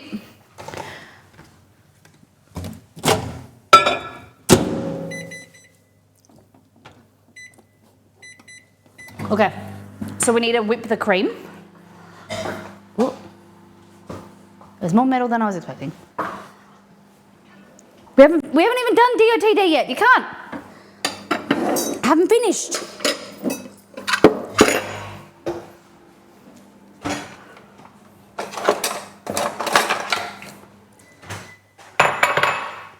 Oh, okay, in case you have to disappear, no worries. Thank you. This is like a USB. You know when you put the USB in and it doesn't like go in? And then you like go like that and then you turn some other way. Like it won't, I can't push it in and then you do something and then it works. Like it's so annoying. You turn the USB in, won't go. Turn it around, won't go. Turn it back the other way, where the way it was. Initially, it fits. Okay, cream. I think this bowl might give me grief. Let's find out. I bought another set of glass jars from Kmart and I took them back. And I kind of regret it. Nah, they're also small. I want bigger bowls. Ceramic or glass bowls. Oh. Okay. So you know how I took the piece off? I accidentally, it fling away the little metal piece that I had on the side. It went in there. So that's why it was sparking. Okay. Gotta wipe the bench.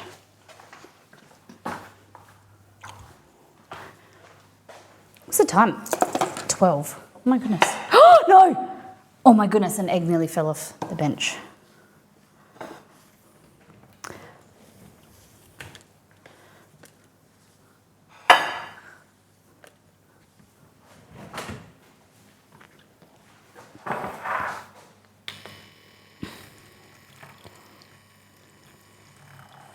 All right, whipping cream.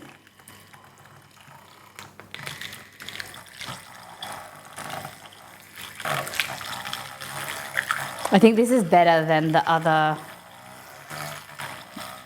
whipping blade. That makes the cream go everywhere.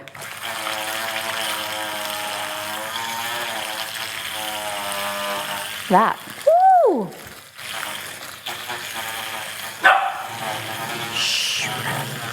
So we're gonna serve this with the pavlova with banana, okay? Banana slices. All right, this doesn't look like it's doing anything. Just moving the cream around.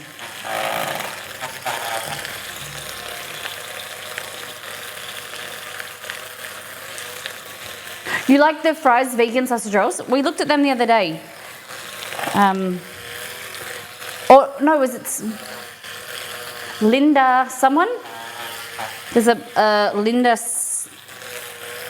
There's a brand called Linda something, and they make sausage rolls, vegetarian sausage rolls. Linda McCarthy or something, I don't know. Linda McCartney, that's it, not McCarthy. Unrelated. I finished my semester. Hey, Poppy, that's amazing. You should be, are you proud of yourself? That is fantastic. That is such an accomplishment. Good on you, my friend.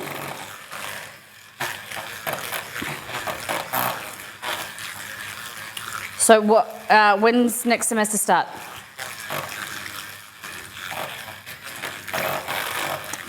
I'm so proud of you.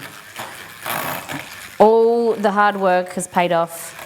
But make sure that you,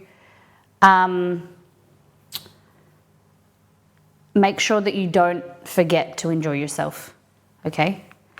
Whether, you know, this is the same with everything. If you're working, you're at college, at school, don't forget. You know what they say? There's a quote that's like, don't get caught up in creating a life that you forget to live, or something like that. There's a really important quote. Don't get caught up in making a life that you forget to live, or something like that. Like A's are fantastic, and they do put you above other people. But don't forget to enjoy yourself at college and enjoy your time at school, because it goes way quicker than you think. And I look back, and some of my favourite years was when I was at university. They were really fun and interesting, and with a lot of people. It was way more relaxed. You stress so much when you go to college or university, even at the end of school, and you get so caught up in that, and you think that this is the most stressful time of your life. It is, but it is also the most enjoyable, because once you get into work, it is so much more stressful and life later. Don't forget to enjoy yourself as well. You're going to be studying in Germany? Amazing! How exciting for you. Wow.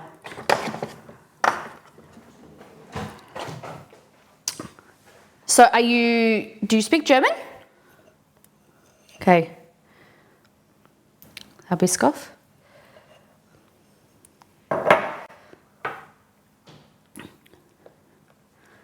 So this is our Biscoff cream. A little bit of cream too. I think Roseli may have fallen asleep again, or she's gone to bed. It's late.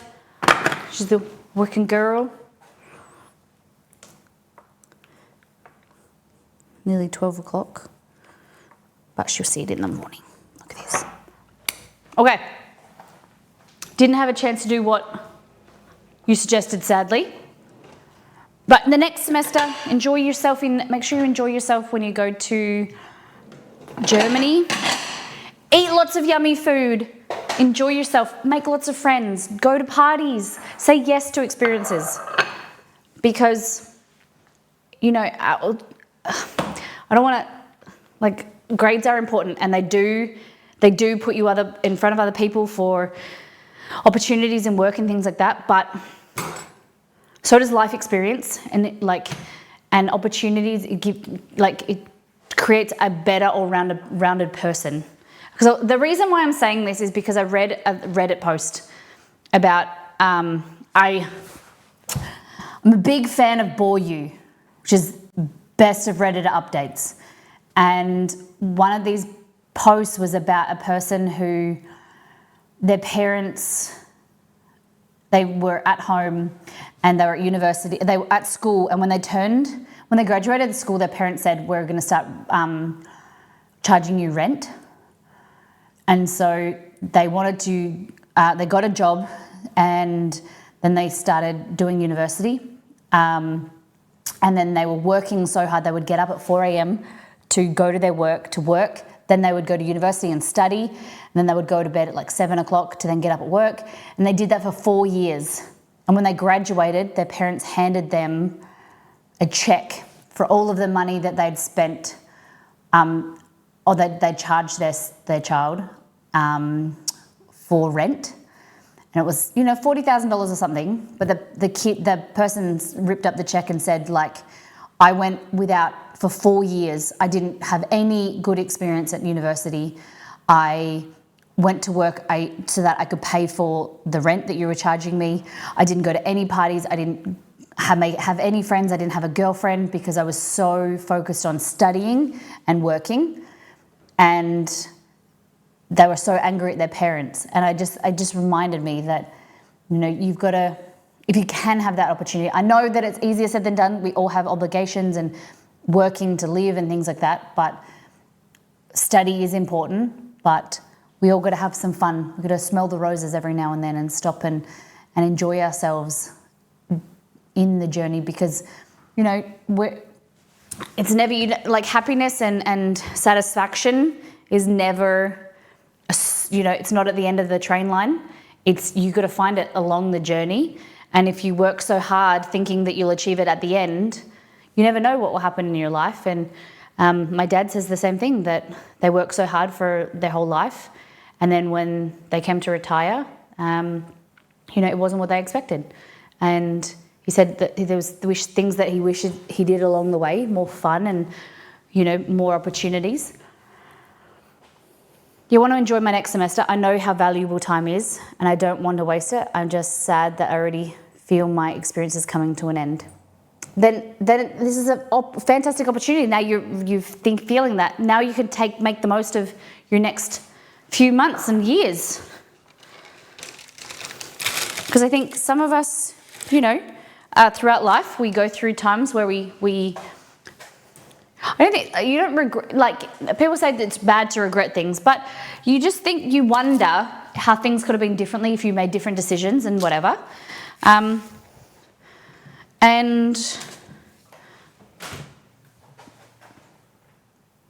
Just as eating something. Oh, pig's here. Yeah. I don't know if anyone agrees. Might be face down on the keyboard again. Germany is lovely. It is. Germany's beautiful. Do you know what area you'll be staying in Germany? I went to Berlin. Oh, a few places. I went to Matthewson, which is one of the camps. I don't know what area that's in. Then we went more south, close to Frankfurt. We'll be staying with the host family. Beautiful. I lived with the host family when I lived in Brazil, and it's a fantastic opportunity. New experiences for you, new culture. Okay, so this is our Pavlova. So this is the one with Biscoff I was saying to you, nice and chewy.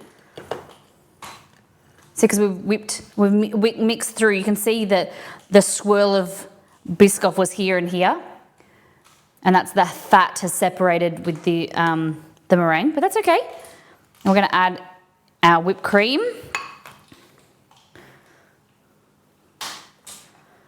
But you will have the most incredible time, Poppy. We'd love to hear about it, be involved in it. You will just have the best time.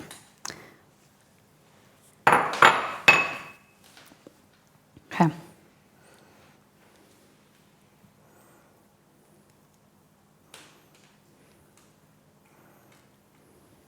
Look at this. Yeah, I'd love to hear about it.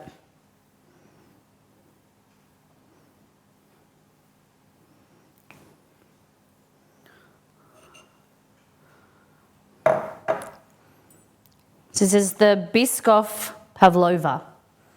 What do you think? It's small, but it's mighty. This needs to be warmed up a bit more. Damn it.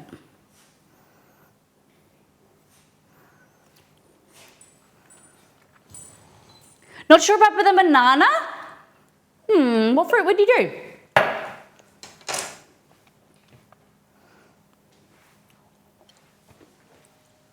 No worries. Probably just take what I said with a grain of salt, of course. You know your experiences, but have the most amazing time. Thanks for hanging out. Today I decided to try my hand at some sous vide pork bellies. Not sure it'll end up, but haven't. Good on you, DeSoto. Good on you. Hey, Bean.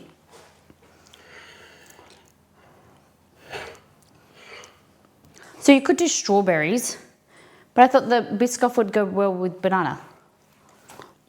Ready? Look at this. Look at this. Chewy meringue in there. Look at that. Biscoff. That's it. How you doing, Bo? 65 for 10 hours should be, no, I think that's be fine. Oh, Chester's scratching my, he's scratching me, he wants some. Okay, banana, Biscoff.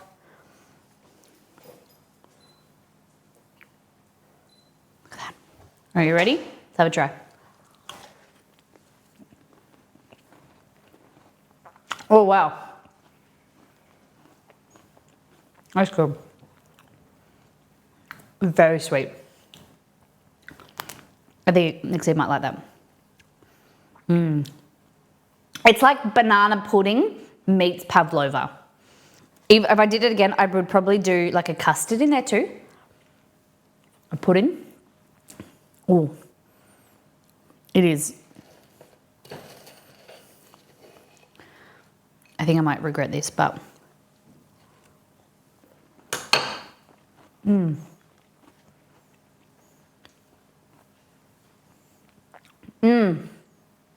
That's good. But you know, it's not as good as the salad.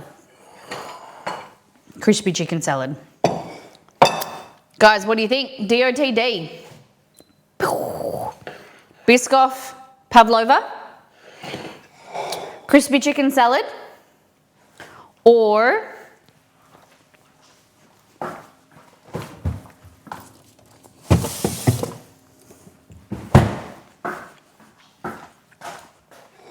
mochi. I can. Ready? Which one do you want to try?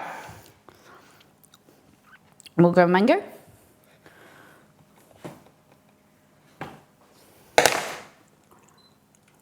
Ready? It's a bit firm.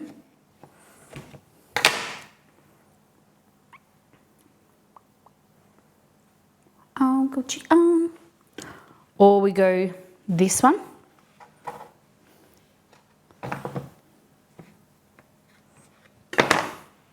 Oh, and there's a bit of chocolate there. Look at that. Poll up, DOTD. Are you a fan of the mochi, the salad, or the pavlova? What do you think, team? I'm team salad.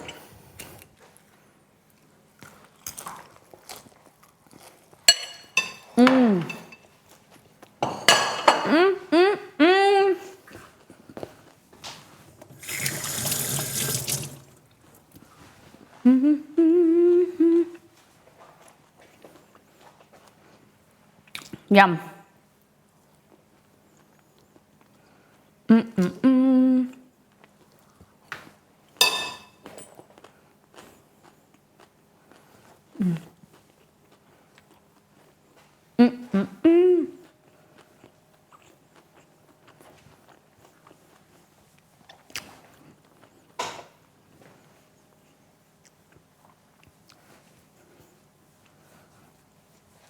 Team salad in the lead. Woohoo! Oh my goodness. What a stream. Guys, salad. So do you want salad to be a thing? Do you think salad website? I'll write it up. It'll go into the Molly Test Kitchen. So you need to be a subscriber to the channel. Hit the sub button and you'll have access to it, by tomorrow. I'll probably put it up tomorrow. Okay?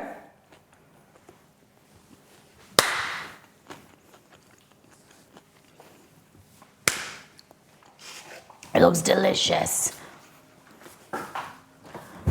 There's a fire.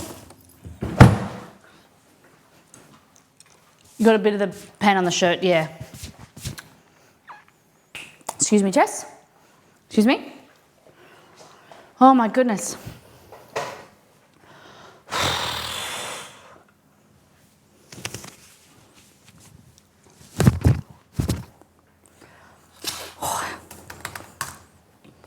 I'm full.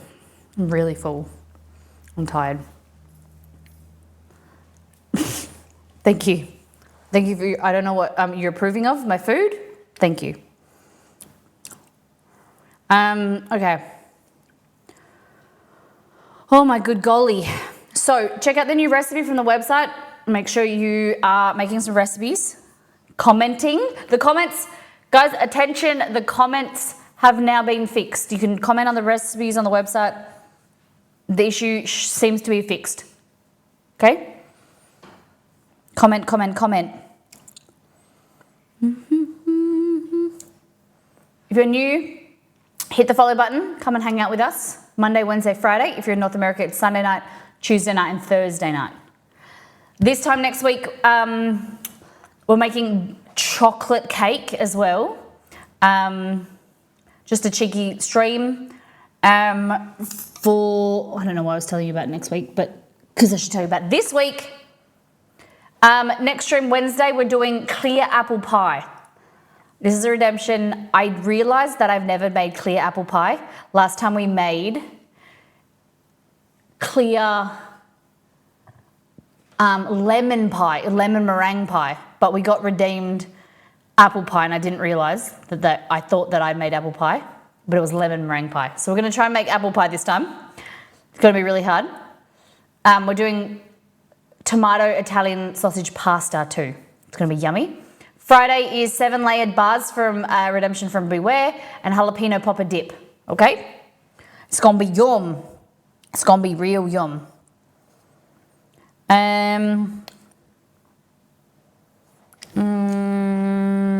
Who is still alive? That's me. Also a reminder that it is Miss Molly's birthday. Yeah, it's my birthday next week. We're not doing anything exciting. We're just going to make a cake, probably. Have fun. I don't know what we're going to do. So, Exceed's working. Like always, it's just a Monday. For some of you, I know might not be here because it's Mother's Day. Oh, no. You guys don't have North America Mother's Day on Sunday, do you? Do you guys do North America? Do you Mother's Day isn't next week, is it?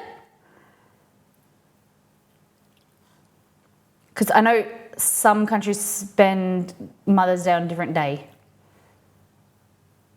So I understand people won't be here. That's okay. I'll just cry. No.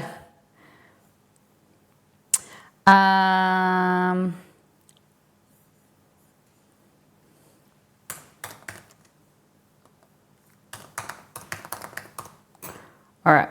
I think they're still streaming.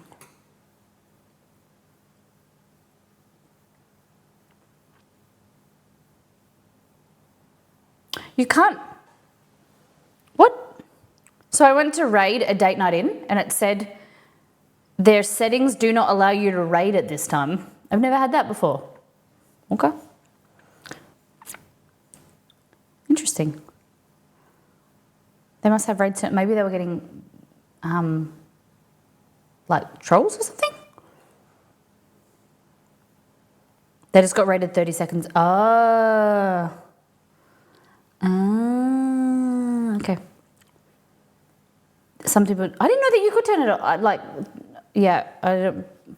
I don't use settings like change settings that much. Preventative mass raids, that makes sense. Okay, so let's send you off over to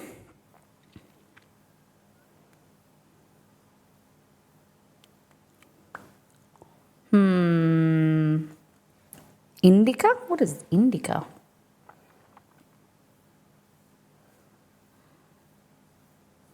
Who's cooking? It makes sense that they do it when they're going to end. That's a good idea. I like that. Okay.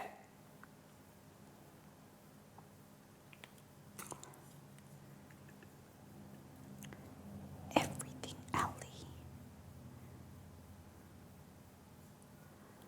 What is she doing? Okay. We're going to read someone called Everything Ali.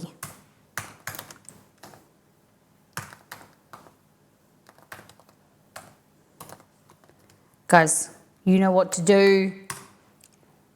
Let's see if this is the right.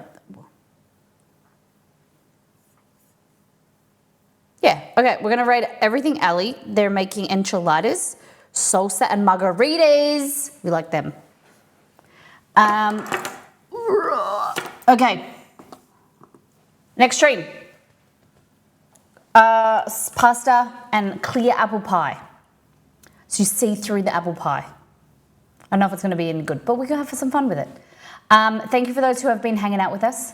Thank you for those who have contributed to today's stream.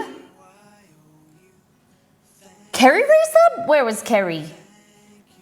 Kerry resub for 49 months. I didn't see. Beware for the $5 towards the goal. And Iffy, thank you for the raid. Thank you everyone for hanging out. Copy and paste this raid call message and let's go and introduce ourselves to Everything Ali. During your call, oh my God, I missed it.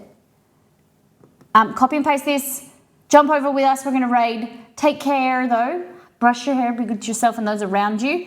We'll be back on Wednesday.